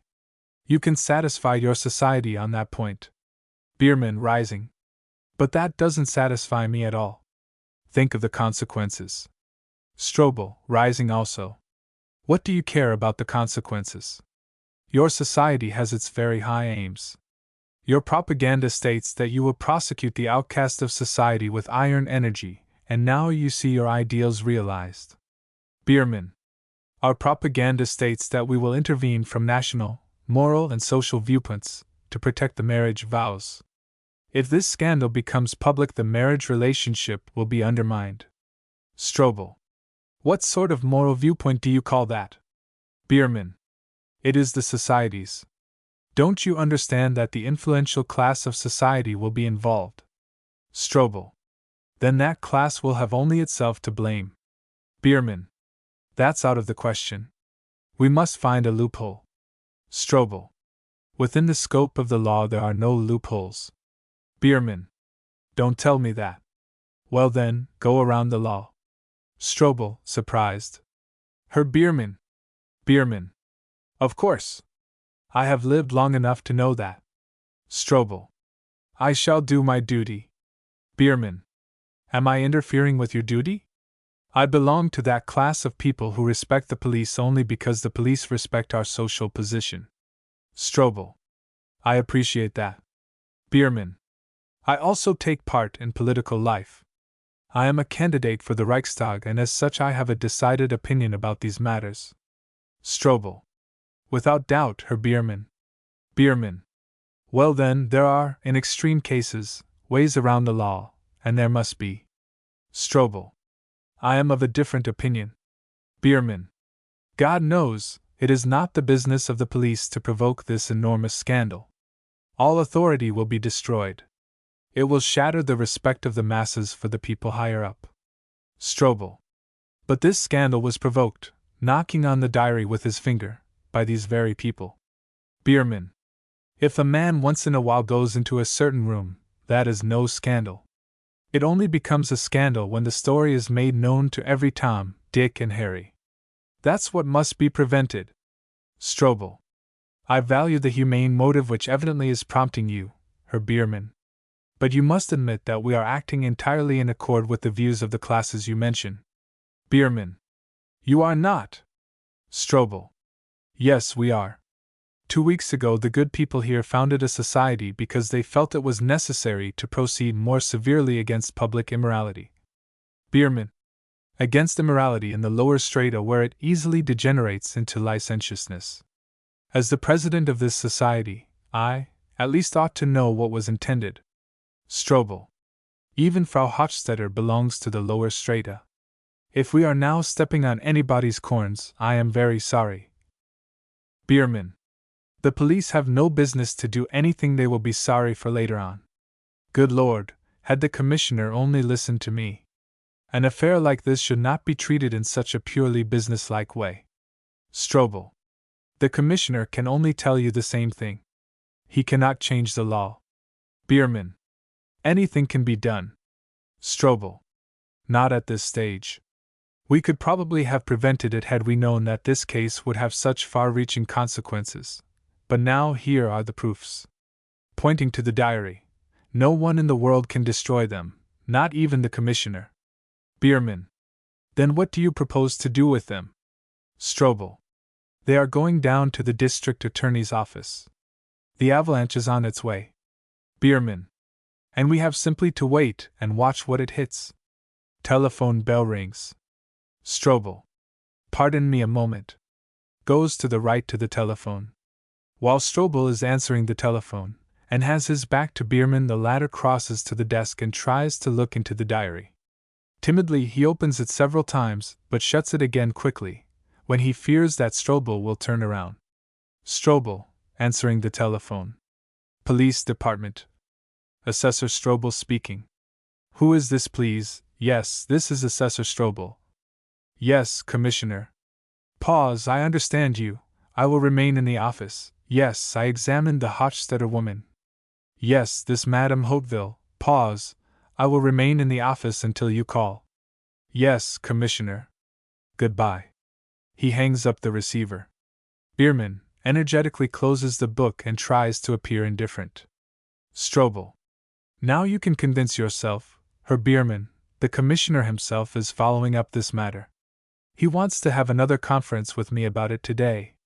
Bierman. Am I to wait helplessly until the catastrophe happens? Strobel. You must be consistent. Bierman. It is possible that my best friends, acquaintances, or relatives are involved. Strobel. You must remain consistent. Doesn't this splendidly justify the founding of your society? Bierman in a rage. Oh, leave me alone with your stupid vice society. Are we not all human, after all? Strobel. I do not understand you. Bierman. Do you realize what severe pangs of conscience I suffer? Last night, as I pictured to myself all that is about to happen, all these family misfortunes, I asked myself this question: what really is morality? And I could not find the answer. Strobel. Although you are. Bierman. Although I am chairman of the Society for the Suppression of Vice, yes, sir. Then I asked myself this: which is the more important, that we are moral, or that we seem moral? Strobel. Have you found the answer? Bierman. I have. I have become fully convinced that it is far more important for the people to believe in our morality. Strobel. But you didn't need a society for that. Bierman. Yes, we did. Just to be moral is something that I can accomplish in my room by myself, but that has no educational value. The important thing is to ally oneself publicly with moral issues. This has a beneficial effect on the family and state. Strobel. I dare say that this side of the question has not occurred to me. Bierman. Just consider. Morality holds exactly the same position as religion. We must always create the impression that there is such a thing, and we must make each other believe that each of us have it. Do you suppose for one moment that religion would last if the Church dealt publicly with our sins? But she forgives them quietly. The state ought to be just as shrewd. Strobel. Many a thing you say seems quite true. Bierman. It is true, you can depend upon it. Strobel. Theoretically, perhaps. But that does not change it one bit. As long as the law prescribes it, these offenses, pointing to the diary, must be dealt with publicly. Bierman. Although you know that thus public decency will be undermined. Strobel shrugs his shoulders. Although the state will suffer by it. Strobel again shrugs his shoulders. Well. Bierman. The administration knows very well the sort of conservative element there is in the Society for the Suppression of Vice. Strobel. Yes, and values it highly. Bierman. Let us suppose, I do not know if it be so, but let us just suppose that only one member of the society once had a weak little moment, and his name were in this book. Strobel, energetically. Then he would be summoned to court without regard or mercy. Bierman. And the whole society would be made ridiculous, and would go up in the air. Strobel shrugs his shoulders. Well. Bierman shouts. That is the height of folly, I tell you. Strobel, instructively. It is the fulfillment of our duty. You are a layman. With you sentiments play an important part. We, the police, on the other hand, are compelled to sacrifice our feelings to our duty. Bierman, holding his hands to his ears. Oh, stop that! Strobel. Official duty blocks our way. Bierman, angrily. But even a jackass can jump over blocks. Strobel, offended. Her? Bierman, I did not hear that remark. Bierman. Let me tell you something. Do you know what we have been doing for the past 3 weeks? Talking ourselves hoarse in order to bring about an election friendly to the present administration. For the past 3 weeks it has been nothing but fatherland, and the state and religion. And this is your gratitude. In the devil's own name, just picture it to yourself. A man who has been fighting the opposition in 30 different political meetings might be involved in this. Strobel shrugs his shoulders. What can I do? Bierman. Is the administration going to deliver him over to his opponents? Strobel. We would be very sorry for him, but we would have to summon him to court. Bierman. Without regard or mercy? Telephone bell rings loudly. Strobel. Pardon me for a moment. Strobel goes to the telephone, and this time he turns completely around so that his back is toward Bierman. Police Department, yes, Commissioner. This is Strobel at the telephone. Short pause. When she was arrested? When she was arrested, there was Lieutenant Schmuttermeyer and an officer. Short pause. Just one policeman. Pause. Yes, Commissioner, short pause. I should tell that lieutenant, short interruption, jackass Schmuttermeyer to come over to the office immediately. Short pause. I shall wait for you until you come. Yes, Commissioner. During this telephone conversation, Bierman steps near to the desk. With a shaking hand, he takes up the diary but quickly puts it down again. Then he picks it up again and with a rapid and energetic movement puts it into his breast pocket. Strobel, with a rebuked demeanor, goes from the telephone to the desk. Bierman turns around so that Strobel cannot see his face. He is disturbed and coughs in order to hide his embarrassment. Strobel presses a button on Reisaker's desk. Bierman, while coughing. I realize now that nothing more can be done. I shan't take up your time. Strobel, anxiously. No, please remain. The Commissioner himself will be here in a moment. Then you may talk to him. Bierman. But you just told me that there was no use waiting.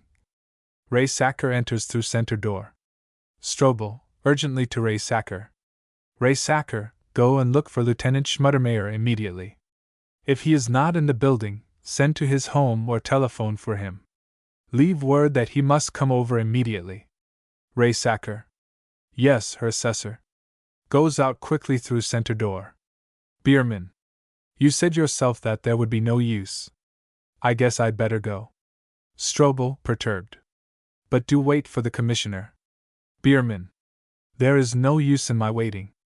I did all I could. There seems to be no use. Well then. Goodbye. About to go through door on left, but the door is quickly opened and the Commissioner appears with Baron Schmetto. The former holds the door open for the Baron. After they have come in, he shuts the door. Commissioner, to the Baron. If you please, Herr Baron. To Bierman. Ah, here is our President of the Society for the Suppression of Vice. Bierman bows slightly. Commissioner continuing contemptuously. Well, have you accomplished your mission?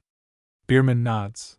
Are you satisfied with this arrest, or would you like to have us do more? Angrily. Once for all, sir, I forbid you to meddle with the affairs of this office. You can preach your principles wherever else you like, but here I will stand for no interference. Bierman timidly creeps along the wall, and bows himself out. Commissioner to Baron Schmetto. Whenever the police bungle anything, look for reformers. Schmetto. With a glance at Strobel. Will you introduce me? Commissioner. Assessor Strobel, Freiherr von Schmetto, Adjutant to His Highness, Prince Emil. Strobel clicks his heels together and bows deeply. Schmetto thanks him curtly. Commissioner, sharply. Herr Assessor, I have asked Herr Baron Schmetto to come with me in order that in his presence I might correct a pitiable lack of tact, which to my regret, and contrary to all my intentions, was perpetrated by Lieutenant Schmuttermeyer. Schmetto. It was abominable. Commissioner. What orders did that man have? Strobel, nervously. Do you mean in the case of Hochstetter, Commissioner? Commissioner. Yes, sir, Madame de Hauteville, who made the raid on her apartment. Strobel. The raid? Commissioner. I hope before you arrested her you informed yourself exactly with whom you were dealing. Strobel. Certainly. Commissioner. And the result? Strobel. I ascertained that this woman was violating public decency. Commissioner. I am going to ask you, Assessor, as my inferior in office, to confine yourself to more direct answers, please. What did the investigation disclose? Strobel. That she received questionable visits from gentlemen. Commissioner. Questionable? Then does Schmuttermeyer know who these gentlemen were? Strobel. He does not. Commissioner. No? Didn't he investigate a matter which seemed so questionable to him? Strobel. He just wanted to ascertain that these visits were meant for Hauteville. Commissioner. So? I have some truly competent officials. And who and what it was did not bother the man at all. Strobel. I myself thought that would be found out later. Commissioner. There are certain things in the world you would not be likely to look for and less likely to find. You have been treating this thing as though you were dealing with a common, ordinary pickpocket. To Baron Schmedo. You see, it is just as I told you, the man did not have the slightest idea. To Strobel. Did this fellow, Schmuttermeyer, see anyone in the flat, or did he hear if anyone was there? Strobel. No, Commissioner. Commissioner, to Baron Schmettau. It is just as I told you. Strobel. Furthermore, I have heard since that there was somebody in the apartment. Commissioner, quickly. Who? Strobel. That I have been unable to find out yet, but Hauteville made several insinuations as though someone had been hidden in a wardrobe. Commissioner, to Baron Schmettau. To be sure, someone was, to my profoundest regret, His Highness, our beloved hereditary Prince Emile. Strobel, crushed. I didn't have the slightest idea. Commissioner. You people ought to have an idea once in a while. If this Schmuttermeyer had any ability, it would not have happened. But it is the old story, not a trace of independent ability and tact. Strobel. I don't know what apology I can offer. Commissioner. Neither do I.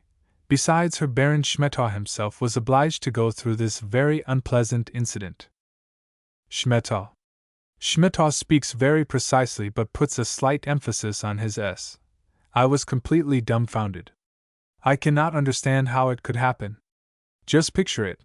Lord knows, I was and am of the opinion that our young Highness must learn to know life. Faith, it is not my business to act as his pastor. Commissioner. If you please, Herr Baron, that goes without saying. Schmettau. That, of course, is merely my opinion. I am a man of the world and of affairs. I consider it fitting that His Highness should learn to know life. Commissioner. But I entirely share your opinion. Schmettau. A moment ago the word, decency, was used. In my position I can listen to such words from the pulpit, but outside of the church I deem them entirely out of place. Commissioner, to Assessor. You used that expression. Schmettau. If anyone wants to claim that my bearing is not a proper one, he will have to prove it with a revolver in his hand. Strobel. I did not think that the word would offend you. Schmettau. It did offend me.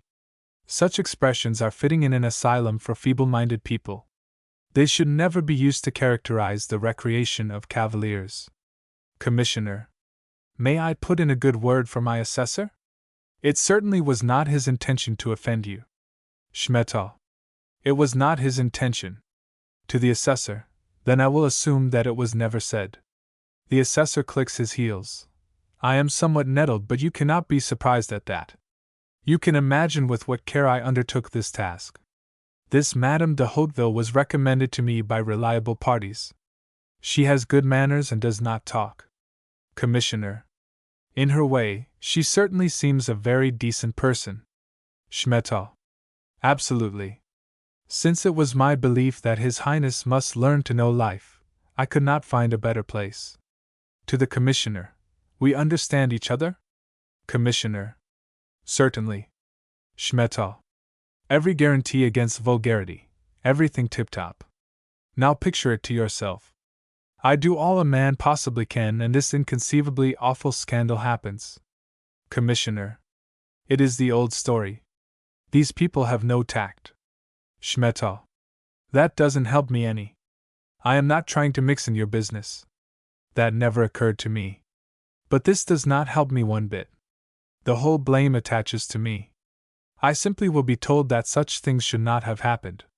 That is an unheard of business. Commissioner, to Assessor. For which you are to blame. Schmettau. Had I a suspicion that this was contemplated, I would have informed you. Commissioner. If you only had. Schmettau. Who would think of such things? We all take it for granted that the police first of all respect protection. Strobel. On my word of honor, Herr Baron. Not even in my dreams did I think of an occurrence like this. Schmettau. Squares his shoulders. Is it so difficult for you to think? Commissioner. That's just what I say. If a man knows his work thoroughly, these things come to him. But people who are interested in the uplift movements are always in the clouds. Schmettau. This lieutenant, or whatever that fellow was, behaved as though he was collecting material for a socialist newspaper. His Highness was hardly in the house 5 minutes when there was a loud ringing. Then, someone in heavy shoes ran up against the door like a drunken sailor. Madame de Hauteville breaks into the room and cries, "Your Highness, how unfortunate I am! The police are here," she says. "Leave them alone," I say. "They will go away presently." "Impossible," she says. "I can never permit His Highness to be found by the police in my place. I will take the blame upon myself entirely." Fancy the tact of that woman. "Impossible," she says, "that His Highness should be caught in my place." Commissioner. Really, very decent. Schmettau. Indeed it is. Immediately it dawns on me that she is right. The situation is getting terrible. That policeman is likely to demand His Highness' identification. "What shall we do?" Madame says. "For heaven's sake, hide in the wardrobe. Outside, that fool is making quite a rumpus. He knocks, rings, shouts, and barks. The neighborhood is getting aroused and heads are popping out from right and left, and in the midst of this terrible commotion, there we stand, Highness and I. What shall we do?" A few moments later, His Highness is cramped beside me in the wardrobe, in between different pieces of woman's apparel. With great difficulty we are able to draw our breath. Strobel. If I had only had an inkling about it. Commissioner angrily. The police are expected to grasp conditions. Schmettau. Then what followed? In heavy-nailed shoes the men go from room to room. Doors are opened and slammed. The fellows use loud and coarse language, and 3 or 4 times they stand in front of the wardrobe. Upon my word, I actually feel how His Highness is perspiring. Just picture to yourself the situation if that brute had opened the closet. Just picture that, and you can realize how much courage I had. Commissioner. You must have suffered terribly. Schmettau. What I suffered does not matter. In such moments one does not think of anything else but Highness.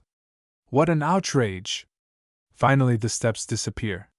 Madame Hauteville, who throughout behaved most decently and whose conduct was above reproach, is led away in Highness and I can leave the wardrobe where we spent an entire 20 minutes. And now I ask again. How can such mistakes happen? Commissioner, to Assessor. You shall find the answer to this. Schmettau. Upstairs the woman is still in her cell. The newspapers are full of the scandal, and Highness suffers agonies when he realizes the possibilities which can develop at any moment. Commissioner. Herr Baron, you need not worry any longer. Now I am taking the matter entirely into my hands. Consulting his watch, he speaks with affected calmness. It is now 1:15. This evening at 8 o'clock Madame de Hauteville will be set free and everything will be so arranged that her discharge will arouse no suspicion. Strobel. But how are you going to do it? Commissioner. The details of this arrangement are your affair. Curtain. Act 3. Biermann's library. Elegantly furnished. A desk is backed up against a large bay window on the right. Opposite is a large bookcase, and next to this a sofa. A long double door with small French panes somewhat to the left. On the left of stage a small table and a few comfortable leather chairs. On the right a simple door. Biermann enters through the middle door. He goes to the desk, unlocks a drawer and takes out the diary of Hauteville. He looks carefully about him, then picks out a volume of an encyclopedia from the bookcase, opens it quickly and places the diary inside. He seats himself and begins to read. At this moment the center door is opened slowly, and Frau Biermann stands on the threshold. Frau Biermann. Are you alone, Fritz? Biermann, frightened, slams the book so that the diary is concealed in it. Goodness, you did frighten me. Frau Biermann. I did not know how nervous you were until yesterday. Bierman. Oh, what nervous? I am overworked and irritable. Every single day, I have to prepare a new speech. Frau Bierman. Is it in that work that I disturbed you? Pardon me. Bierman. Do you want anything? Frau Bierman. I just wanted to have a few serious words with you. Bierman. But not necessarily at this moment. Tomorrow or. Effie. Opening the glass door, calls in. Oh, Papa, did you forget? Bierman uneasily. Forget what? Effie. Entering. Weren't we to see the Indian dancer today? Bierman. Well, it can't be done today. Effie. That's a shame. I wanted so much to see her, and tonight is her last appearance. Bierman. Then we will wait until the next one comes along. Effie. I don't see why just we have to have this bad luck. Bierman, with emphasis. Because I have more important things to do than to watch your hop, skip, and jump. Effie. Jolly. Oh, aren't you cranky? Bierman. I am not at all disposed for such nonsense. Effie. Going over to the desk, picks up the volume of the encyclopedia. All this comes from your politics. Now I will simply confiscate your ammunition. Bierman, excited. Give me that book. Effie. Jumping away. No, no, Papa, you will only get sick. Bierman shouts. I forbid these stupid jokes. Put that book down. Frau Bierman. What is the matter? Bierman. I never could tolerate disobedient children, that's all. Effie. Placing the book on the desk. Oh, pardon me, Papa. Bierman grasps the volume tightly and places it in the bookcase. All fooling has its limits, don't forget that. Effie. Now I suppose as a punishment, we can't see the dancer. Bierman. Really, I would rather go with you than sit here, but it is absolutely impossible. Frau Bierman. Go now, darling. I must talk to Papa alone. Bierman. But I haven't the time. Frau Bierman positively. That much of it you have. Effie. Goodbye, Papa dear. Goes out. Frau Bierman seats herself on the sofa next to the bookcase. Bierman stands leaning with his back against the desk. Through the large window the evening sun can be seen so that Bierman's face is in its light, while Frau Bierman sits in the half-dusk. Bierman. Lena dear, do we really have? Frau Bierman. We do. Bierman. Can it be postponed? Frau Bierman. I have postponed it many a year, but now it is high time. Bierman. Disturbed. Many a year? What are you referring to? Frau Bierman. I have a request to make to you. Bierman. With pleasure. Frau Bierman. Don't make a laughing stock of your family. Bierman. In what way? Frau Bierman. Don't make a laughing stock of your family, I beg you. Bierman. Please don't talk in riddles. Frau Bierman. These are not very great riddles to you. Bierman. Speak plainly, won't you? Frau Bierman. No, I am not going to speak more plainly. Bierman. As your husband, I demand it. Frau Bierman. And no. Bierman. That is very sad. There should be no secrets at all between husband and wife. Frau Bierman. Is this a principle again? Fancy all these great secrets. Bierman shrugs his shoulders. No. Now take it for granted that I know a thing or two about you. Bierman, with anxiety. You. Frau Bierman. Several things. Some which you must know only too well. After all, that principle of yours has not been violated. There remain no secrets whatever between us. Bierman. I assure you I shall not rack my brains about it. Frau Bierman. Nor would I want you to regard me as sitting in judgment on your acts. Bierman, with a false pathos. Instead of telling me freely and frankly of the gossip you have heard about me, then I could defend myself. Frau Bierman. That is just what I want to avoid. To me it appears somewhat childish when a man tries to justify. Bierman, just as before. In this manner, the lowest gossip can destroy the happiness of any family. Frau Biermann seriously. Fritz, really, there's no one listening to us just now. Biermann. You are not taking me in earnest.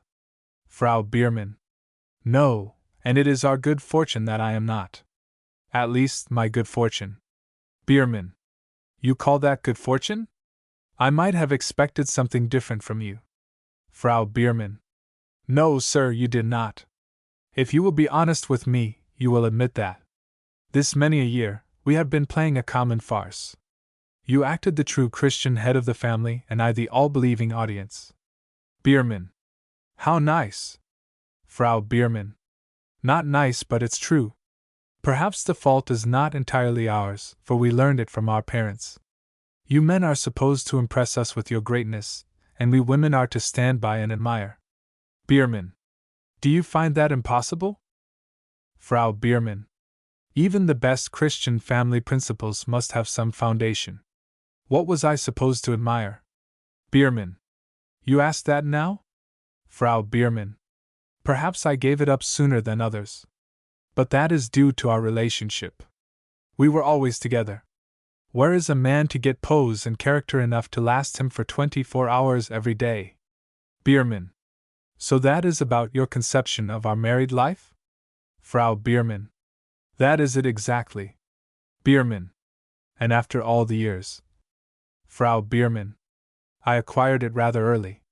Biermann. Now, after 26 years, you declare that you are unhappy. Frau Biermann. No, Fritz, it has not led us to unhappiness. There has been no sudden shattering of an ideal. Our marriage was not an ideal, and, don't feel offended, your personality was never so immaculate that one stain more or less would spoil the effect. Biermann, excited. But there must be some sort of reason back of all these reproaches? Frau Biermann. If you think them reproaches, then we do not understand each other. Biermann. What else are they? Frau Biermann. I meant it merely as a request. Do not bring your family into ridicule. Biermann. You are playing hide and seek all the time. In what way am I likely to do that? Frau Biermann. With your moral priesthood to which you have absolutely no right. Biermann. No right? Frau Biermann. Not the slightest one. But you are creating enemies who will make a laughingstock of us all, if they find out certain things. Those things can be found out whether we like it or not. Biermann forced laughter. Lena dear, I believe you are jealous. Frau Biermann quietly. Jealous of what? Short pause. I hope that you credit me with at least good taste enough not to be jealous of my so-called right, and, otherwise what can I lose? No, Fritz, I am not jealous. Short pause. It is getting darker. I had to get accustomed to it, that's true. This secrecy, the petty lies and the false gravity irritated me a little bit too much at first, but I made an effort so that I could still retain a feeling of comradeship. I overcame it daily, because I never really took you seriously. Pause. Biermann with a false pathos. Lena, dear, do you realize what things you are saying? Frau Biermann. Yes, fully. Biermann, as above. That is dreadful. Every word is a catastrophe. I have until this hour, believed in our established quiet happiness. Now shall all this pass away? Frau Biermann. Nothing but your confidence in my blindness shall pass away. Biermann. Think it over. There can be no real family life after people lose faith in each other. Frau Biermann. Oh, a person gets used even to that. Biermann. No, Lena, listen. Someone has been telling you tales and I cannot defend myself, because I don't know what I am accused of. You must tell me everything right now. I demand it of you. Frau Biermann. If I wanted to do that, I would have to begin many, many years ago. Biermann. Well, why didn't you do it then? Frau Biermann. You can well understand I had my reasons. Biermann. For such silence there can be no reasons. Frau Biermann. I could shut my eyes and remain silent. That was my privilege. But if I had spoken out and permitted you to appease me, no, that was something beyond me. To do that I would have been obliged to lie, and for that I, for one, have not the ability. Bierman makes a motion. No, do not interrupt me. These things will have no consequences as long as I do not wish them to, but if I should name them, then they would have. Bierman. Then shall I let this suspicion rest upon me? Frau Bierman. Yes. Bierman. How coldly you speak. If what you suspect were true, you could not be so indifferent about it. Frau Bierman. Do the bylaws of your society prescribe that in cases like these the wife shall be unhappy? Bierman. Imagine the many years that you and I have lived together, and you had these suspicions right along and never said a word about them. Why do you speak today? Frau Bierman. Because you have reached the point where our friendship for one another may break. Everything I see and hear from you now hurts me. You speak in a tone of strictness, which must be unpleasant even to you. For weeks past there has been nothing around me but lies.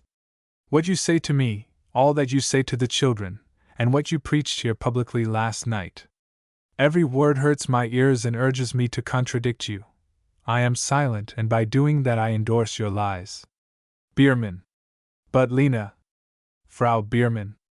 Finally, when your every glance is artificial, each motion of yours is a pose. Then it is unbearable. Add to that my anxiety for our children. How shall they still retain faith in us, if through an accident their eyes are opened? I had remained silent all this time for their sake, and now you are inviting the whole world to speak. I cannot continue to live this life of worry and hypocrisy. All that I have already overcome awakens again, and appears to me more ugly than ever before. I do not know if I can still believe in your good fellowship and remain your friend. She rises and goes slowly to the door. Bierman.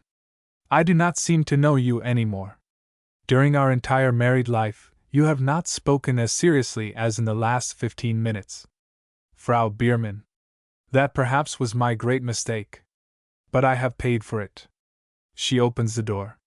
Bierman. Lena dear, have you nothing further to tell me? Frau Bierman. I just beg of you, do not bring your family into ridicule. Exit. Bierman, for a while, remains standing, lost in thought, then he turns on the electric light, sighing, goes over to the bookcase, takes out the volume of the encyclopedia wherein the diary of Madame de Hauteville is hidden, opens it, and reads standing. A knock on the door. Frightened, he quickly hides the diary in his side pocket. Bierman. Come in. Just as Rathhauser enters on the left. Hauser. Lord, good evening. Bierman, hurrying toward him. Lord, how glad I am that you have come. Hauser. Has anything happened? Bierman. And no. Hauser. I received your message that you must see me tonight without fail. Bierman. Yes, I was at your house twice. Hauser. Unfortunately, I was not there. He has taken off his overcoat and is laying it on a chair. Tell me, you seem to me all upset. Bierman. I am upset. Hauser. I suppose that is why you sent for me. Well then, what is it? Bierman. Have a seat, please. They sit down to the left on the sofa. I must begin a little way back. Have a cigar? He goes over to the humidor, takes out a box of cigars and offers it to Hauser, who takes one. I must begin a little way back. Can you remember the subject we discussed last night? Hauser. The genuinely righteous moral life? He lights his cigar. Of course, I remember it. Such sermons are not easily forgotten. Bierman. Do you know I got the impression that you have a rather liberal viewpoint? Hauser. Liberal? Bierman. I mean that you are not a prude. Hauser. I am an old lawyer, you know, and just out of sheer habit contradict people. I made myself blacker than I actually am. So if you have scruples on my account. Bierman. I merely mentioned it because you understand life, and I must speak to someone who judges more liberally than our narrow-minded bourgeois. Hauser. More liberally than you judged last night? Bierman. I was overzealous, but don't let us talk about it. I want to ask you for advice. Short pause. You lawyers are bound to respect professional secrets. Hauser. We must respect them. Bierman. What I am about to tell you, You will probably find most astounding, but it is to be considered absolutely confidential. Even though your client confesses a crime, you are not permitted to divulge the information? Hauser. What a careful criminal you are. Bierman. It is possible that you will find this information most unpleasant. Hauser bends and talks in a low voice. Now don't worry about me, Bierman. I will know how to protect your interests. The law gives me the right to remain silent in any event. Bierman. Well then. Nervously runs his fingers through his hair. I really have to begin a little way back. The last few days I have been thinking a great deal about monogamy. I am surely the last person to doubt the high moral value of the marriage vow, but there is something to be said on the other side. It is indeed a very ticklish theme to discuss. Hauser. Suppose then that we skip the prologue and the few opening chapters and start at once with the affair of Madame Hauteville. Bierman. How do you know? Hauser. I suspected. You probably are not the first one who has come to confess to me. Since last night many consciences have been jolted. So you, too, belong to that crowd? Bierman. You ask yourself how such things are possible? Hauser. No, sir, I never asked myself such stupid questions. Bierman. You have always believed that an undisturbed happiness prevailed in my family. Hauser quickly. Bierman, I resent that. Do not try to make yourself interesting. Bierman. Don't take it the wrong way. I am not blaming anybody. I just want to. Hauser. You even want to find moral justification for your immorality. Bierman. I know well enough that it is unjustifiable. I have been saying that to myself 100,000 times. Do not think that I overcame my principles so easily. Hauser. All you had to overcome was your timidity. Bierman, sighing deeply. If you only knew. Hauser. Of course you did not land on the primrose path with both feet, but you climbed carefully over the fence, just as befits a man of your embonpoint. Bierman. I expected something better from you than mere mocking. Hauser. What do you want me to do? Shall I weep because you have sinned? Why? What good would it do you? That is the way of your kind. As long as no one has proofs against you, your virtue must always be under the spotlight, but the very minute you trip up, some peculiar background of justification ought to be invented for the smallest sin. No, my dear friend. The world's moral system will not go to pieces just because you slipped and broke your nose. Bierman. You cannot realize what suffering you are inflicting upon me right now. Hauser. Now please don't make long speeches. You did not call me here to grant you absolution. You want me to help you to quash this affair. Bierman jumps up quickly from his chair. Yes, you must do that. Good Lord, I beg you. I am in a terrible position. You have not the slightest idea how nervous I am. Hauser. Will you please sit down and stop exaggerating? Bierman sits down. No man living can have sufficient imagination to enlarge on this. Imagine it. Any moment the police are likely to come here and arrest me. Hauser seriously. Have you been carrying on so badly at Hauteville's? Bierman. No, not there. That is not worthwhile mentioning. Hauser. Why then do you fear the police? That's all nonsense. Now just consider everything quietly and calmly. By the way, has your wife any suspicions? Bierman. Of this affair? I don't think so. She has just a general one, but what's the use of bothering with trifles? You know that this stupid woman kept a diary, and that they found it in her apartment. Hauser. Assuredly I know it. Without that diary we would not have so many penitents in the city. Bierman. Imagine my position. I know positively that my name is in that book. It means that I am simply done for by the cursed thing. Hauser. Is it so certain that your name is in the book? Bierman loudly. Yes, sir. Hauser. It may be possible that. Bierman. It is not at all possible. My name is there. Shall I quietly sit and wait until I am ruined? You know that I would be ruined if it became public. Fancy I, the candidate for the Reichstag, I, the president of the Society for the Suppression of Vice. All the papers would be full of it. Hauser. Oh, yes, it would be quite interesting. Bierman. Then think of the consequences here in the city. In the family. Why, I would be killed outright. Lord, how I tried to hammer it into the head of that stupid man in the police department so he could understand what terrible mischief this will make. Hauser, frightened. You went to police headquarters? Bierman. Of course I was there. Hauser. Did you confess? Bierman. How can you suppose that? Sits down again. I spoke for the others. I explained to the official that he is showing up the influential element, that he is injuring the established order of society, but, he touches his forehead with his palm, that fellow has nothing but police ordinances in his head. Hauser. Shouting will not help us a bit. Remain cool and collected. One thing is important, at this moment.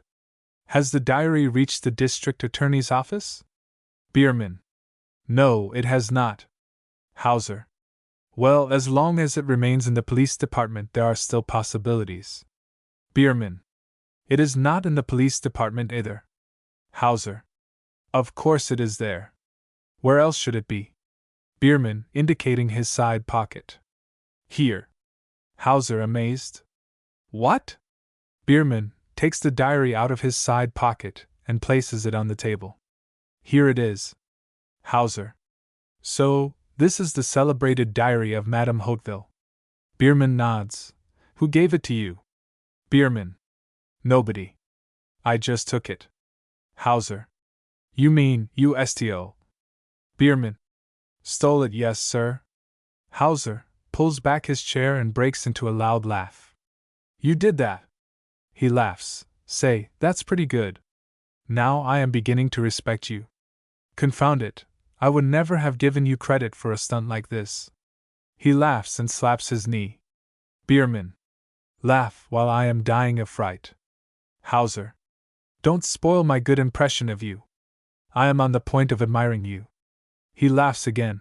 Let me apologize. I always held you as a wishy-washy bourgeois, and now you go and pull this thing off. Bierman. You had better give me some advice. I have not had a quiet moment since I took the book. I want to destroy it, but how can I? If I tear it up, the pieces will be found. Hauser. Burn it. Bierman. Where? There is no fire in the house, except in the kitchen range. If I hide it, I shall always have to run to and fro to see if it is there, and I feel less safe if I have it on my person. Then I have always a feeling as though that thing were bulging out my pocket, and the police must be missing it by this time. Hauser. Oh, tear out the page on which your name appears and send it back anonymously. Bierman. Impossible. My name appears on almost every second page. Hauser. Oh, so. Bierman. What shall I do when the police ask me for the book? Hauser. There is only one way, you know nothing about it. Bierman. But they will be dead certain that I have it. Hauser. Remain firm. For heaven's sake, don't fall into the trap that by confessing you will improve this fine job. A loud and prolonged ringing of the electric bell is heard. Bierman, frightened, exclaims. There, do you hear that? Hauser. Some visitor, I suppose? Bierman. This is no time to make visits. Anxiously picking up the diary. What shall I do with the damned thing? Takes out a volume of the encyclopedia and wants to hide the diary in it, but hesitates, and then puts the volume back on the shelf. Lord, where shall I put it? Hauser. Come, give it to me. Bierman gives him the book, and Hauser puts it in his side pocket. Hauser. No one will search me for it. Bierman. Stay here with me, please. Hauser. If it gives you any pleasure, yes. But man alive, pull yourself together. Suppose it really were the police. You are trembling all over. A knock on the door. Bierman, crouching. Quiet now. Another knock. Come in. Betty comes in from the left and hands Bierman a visiting card. Betty. The gentleman says it is very urgent. Bierman, with a trembling hand, Bierman takes up the visiting card and reads. Professor Wozner. He sighs audibly and then says with forced vigor, "Show the gentleman up." Betty exit. Bierman. And this has been my state of mind for the past 6 hours. Hauser offering him his hand. Now be brave, my dear friend, and even if they should come to you, just deny it outright. You'll know how to lie. A man of such rare abilities. Good night. Goes out on the left. In the doorway, he almost collides with Professor Wozner. They greet each other. Wozner wears a cape, the left corner thrown picturesquely over his right shoulder, holds a large slouch hat in his hand. His hair is disheveled. His flaxen beard falls on his chest. I am here in regard to the most remarkable matter a man ever came to consult another about. Bierman very nervous. Must it be today, Herr Professor? Wozner. The situation permits of no delay. Bierman. But it is getting so late. Wozner. I admit that this is hardly the proper time to make visits. Nevertheless, I entreat you to hear me. Bierman seats himself at the desk, takes out a large handkerchief and presses it against his forehead. Wozner remains standing and continues. For many years, as you well know, I undertook the task of collecting all publications which have been undermining public morals. I dare say today that my collection is most complete and that I have unquestionably proven the harm of pornographic literature. What corrupting influence this temptation has through suggestion and imagination can today no longer be doubted, because, an impressive pause, Wozner lowers his voice, I myself fell a victim to it. Bierman remains in his apathetic attitude. Pause. I can well understand that you lack words. I, too, became, on account of it, much disgusted with my character. I asked myself if I still have the right to participate in the moral salvation of our people, and I have decided affirmatively only after a thorough examination. Pause. Bierman, absent-mindedly. Yes, Herr Professor. Wozner.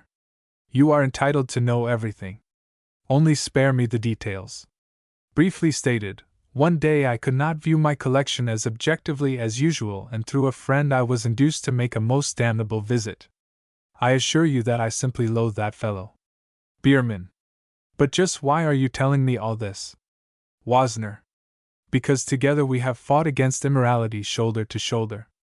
I ask you if you still deem me worthy to strive for our common ideal. Bierman.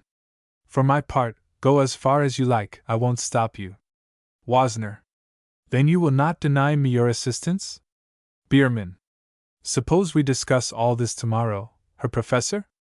Wozner. Tomorrow will be too late. Bierman falls back into his chair in an attitude of apathy.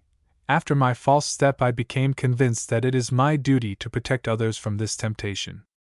My feeling of duty became stronger until finally I wrote a letter, to be exact, an anonymous letter, to the police, wherein I demanded emphatically that they put an end to the misconduct of this person.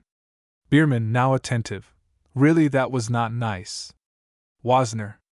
I wanted to assure myself that within I still had the right to belong to the Society for the Suppression of Vice. Bierman. I consider that rather mean. You should always be grateful. Wozner. This very feeling would have made me feel still more guilty. Bierman shrugs his shoulders nervously. But now I come to the reason for my being here. My information had results. This creature was arrested, and today after dinner my false friend comes to tell me that he had not been careful, had mentioned to her my name, and I am certainly indexed in the book she kept. This book was found in her place by the police. Bierman, jumping up. What's her name? Wozner. Hauteville. Bierman. So, it is you to whom we are indebted for this scandal. Angrily. Do you fully realize what you have accomplished? How many respectable fathers of families you have brought to the very verge of despair? Wozner. I know it. Bierman. You don't. Wozner. I came here for that very reason. Bierman, not understanding him. What? Wozner. I came here to request you on behalf of the others to call tonight a meeting of the Executive Committee. The Society must do everything in its power to keep this case out of court. Bierman. Why the devil did you write that anonymous letter? Wozner. Listen to me, I beg of you. Someone is involved in this who is very dear to you. As soon as I received the information, I hastened to police headquarters immediately and wanted to intervene there as the representative of the Society for the Suppression of Vice. But when I mentioned that name, I was very formally thrown out. On the steps, whom do you think I met but our mutual friend, Commercian Bolland? He too had been in the commissioner's office and had the same bad luck. I told him my troubles, and he admitted to me that he also had been lured into the den of this siren. Bierman. Commercian Wozner. Unfortunately. But that is something I can't at all account for. He hardly could have been led into temptation through a collection of documentary exhibits. Bierman. And what do you want of me now? Wozner. Our friend sends me to you. He would have come himself, but the shock threw him into a sickbed. He entreats you urgently to call a meeting of the Executive Committee, immediately.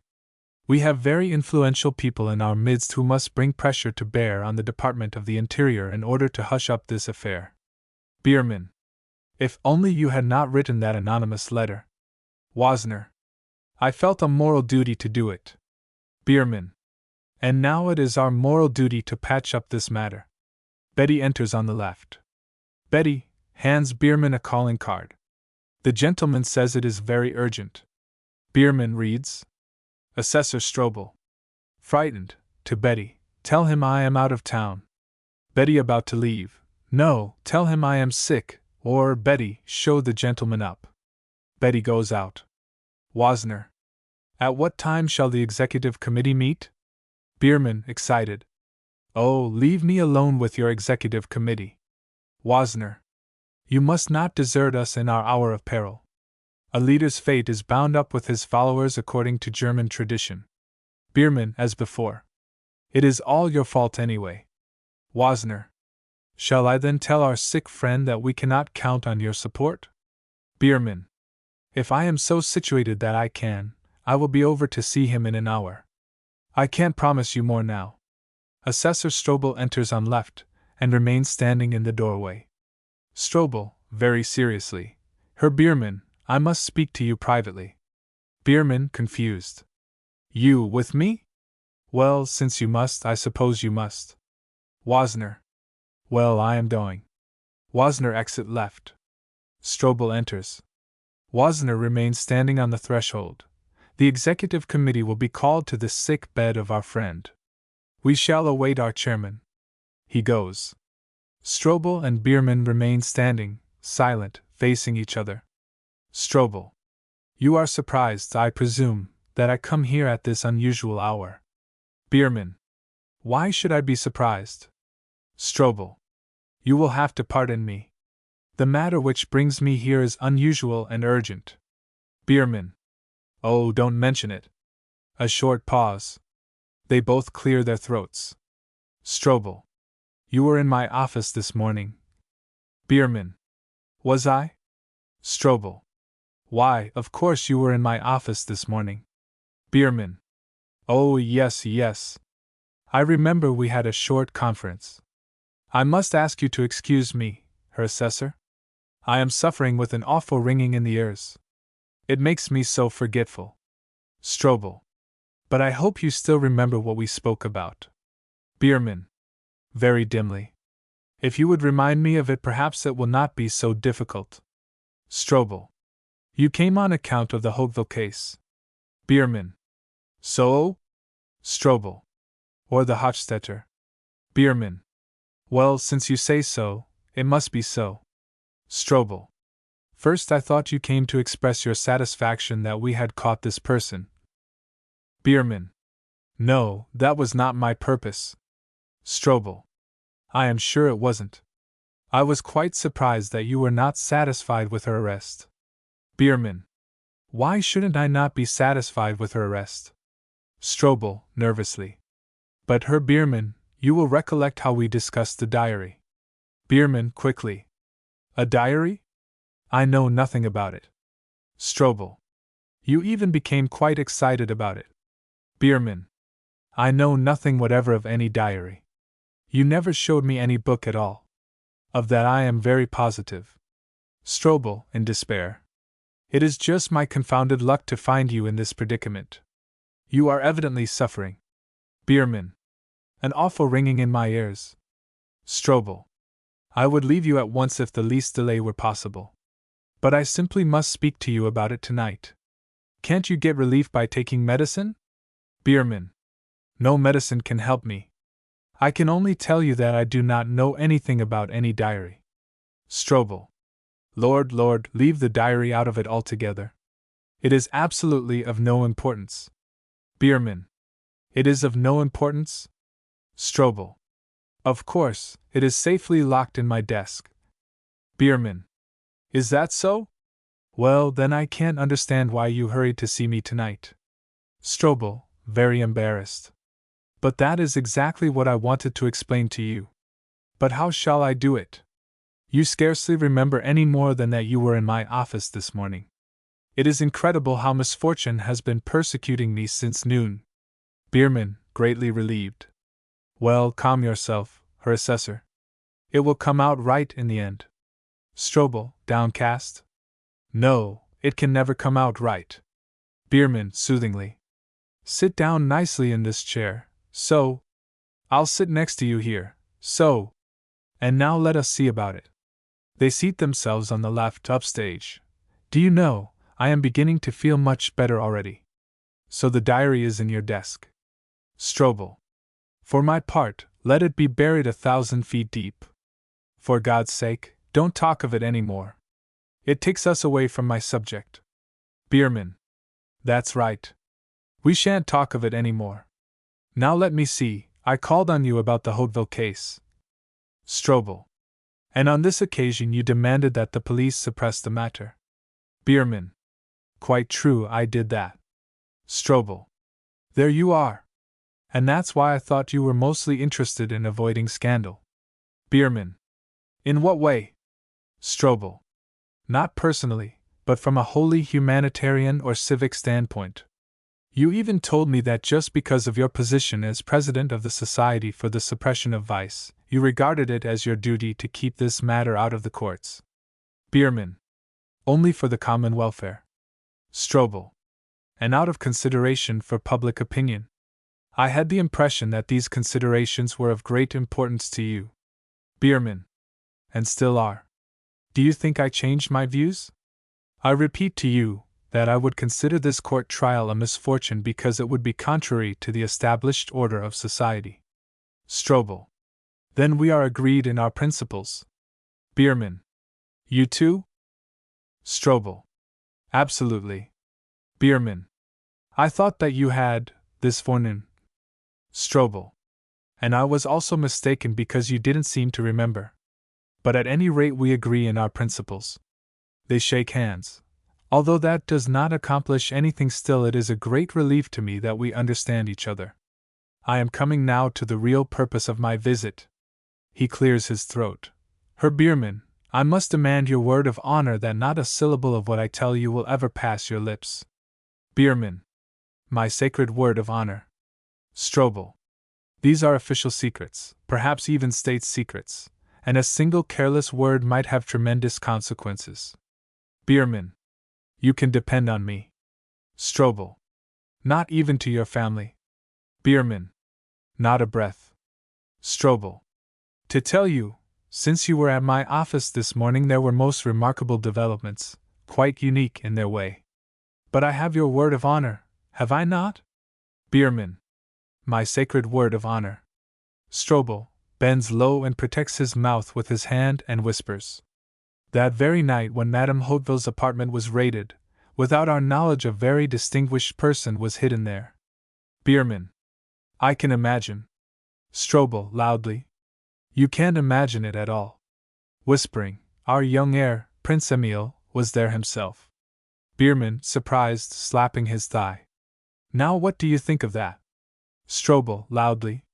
You can understand that I am not telling you this as a mere bit of gossip, but certain important reasons compel me to. That which you mentioned before about the reasons of state was fulfilled. Fulfilled to the very letter. All possibilities of prosecuting this person at present have simply gone up in the air. Bierman, starting from his seat. Then everything is all right. Strobel. There's nothing, all right, about it. Keep your seat, Herr Biermann. Of course, our desire to prosecute has disappeared, but the lady in question is still at headquarters, and we don't know how to get rid of her. Biermann. Madame Hauteville? Strobel nods. Just forget to lock the door, and she'll vanish. Strobel, shaking his head. No, for a great many reasons. Do you think I did not try hard to find a solution? First, if we openly permit her to escape, the whole city will know it tomorrow. The press will take it up, and there will be a far greater scandal than the court proceedings would cause. No, sir, at least the letter of the law must be carried out. Madame Hauteville must give a bond. She will be set free, and then she must escape. That's the only way we can protect ourselves from criticism. Do you understand me? Biermann. You mean, about the bail? Strobel. Yes, sir, the bail first of all. But if it were only the bail? Just think. She doesn't want to go at all. Biermann. She does not want to. Strobel. No. I gave her another hearing this afternoon, and told her that we don't care to bother with her any more. Listen, I said to her. You are lucky. Give bail of 5,000 marks, and you will be free in 10 minutes. There is a 10 o'clock train for Brussels tomorrow morning. The bell in the hall rings. What do you suppose she said? She laughed. She knows very well why we are so humane, but she will not give a bond of 5 marks, even if by luck she had it. She says that she has already prepared for a trial. I talk to her politely, then rudely. She will not budge. She laughs, and that's all. Knock at the door. Maid enters with a visiting card. Biermann to the maid. What does it all mean tonight at this hour? This is not a hotel. Takes the card and reads. Freiherr Bodo von Schmettau, Herr auf Cernberg. Strobel. Do receive this gentleman, please. Biermann. Now, while we are conferring? Strobel. Yes, now if you please. Biermann to the maid. Ask the gentleman to come in. Betty exit. Strobel. He is adjutant to the young prince. I told him I was going to see you, and you can realize how upset he is. Biermann. If it affords you pleasure. Strobel. It does. The entire responsibility rests on me, and I at least must show that I have left nothing undone. Knock on the door. Biermann. Come in. Schmettau enters. Schmettau. Good evening. Strobel rising. Biermann rises also. May I introduce you, gentlemen? Herr Biermann, the banker, Herr Baron Schmettau. Schmettau. We have already had a glimpse of each other today. Biermann. Yes, I remember. Schmettau. You are the president of the local morality club. Before we go further, I must tell you that I do not at all agree with those views. Strobel, interrupting with anxiety. Herr Baron, may I call your attention to the fact that Herr Biermann, personally, is far above these narrow theories. Schmettau. I am glad to hear it. Besides, as theories they're not so bad. Biermann. As theories? That's what I say. Schmettau. Well, there you are. Strobel. Herr Biermann is also the candidate of the local conservative liberal coalition. Schmettau. Then he is certainly no stickler for high-flown notions. I should be right glad if we understood each other. And how far are you, gentlemen? Strobel. In principles we are agreed. Biermann. Absolutely. Schmettau. Then we shall have no difficulty in finding the right solution. Strobel. I have taken Herr Biermann into our confidence. Schmettau. That was a very disagreeable mishap, was it not? Very bad. Whoever has any patriotism can realize it. Biermann. Herr Baron was also. Schmettau. Locked in the closet. Strobel. Permit me to revert to the facts. I was just telling Herr Biermann that this Hauteville woman refuses to leave. She boasts that she has not the bail, and even if she had it, she would not pay it. Schmettau. Confound her. She controls the situation. Strobel. Now we come to the most difficult part of it. She says that if she is compelled to leave the city and is deprived of her livelihood, she wants proper damages for it. Of course, I told the woman that this, to say the least, was an extortionate demand. Well then, she says, we will have a trial in court. Bierman. The fox. She knows well that's out of the question. Schmettau. I am very grateful to you for these sentiments. Strobel. I asked what she considered proper damages. 10,000 marks, she says. I almost lost my senses. With the necessary bail, that would make 15,000 marks.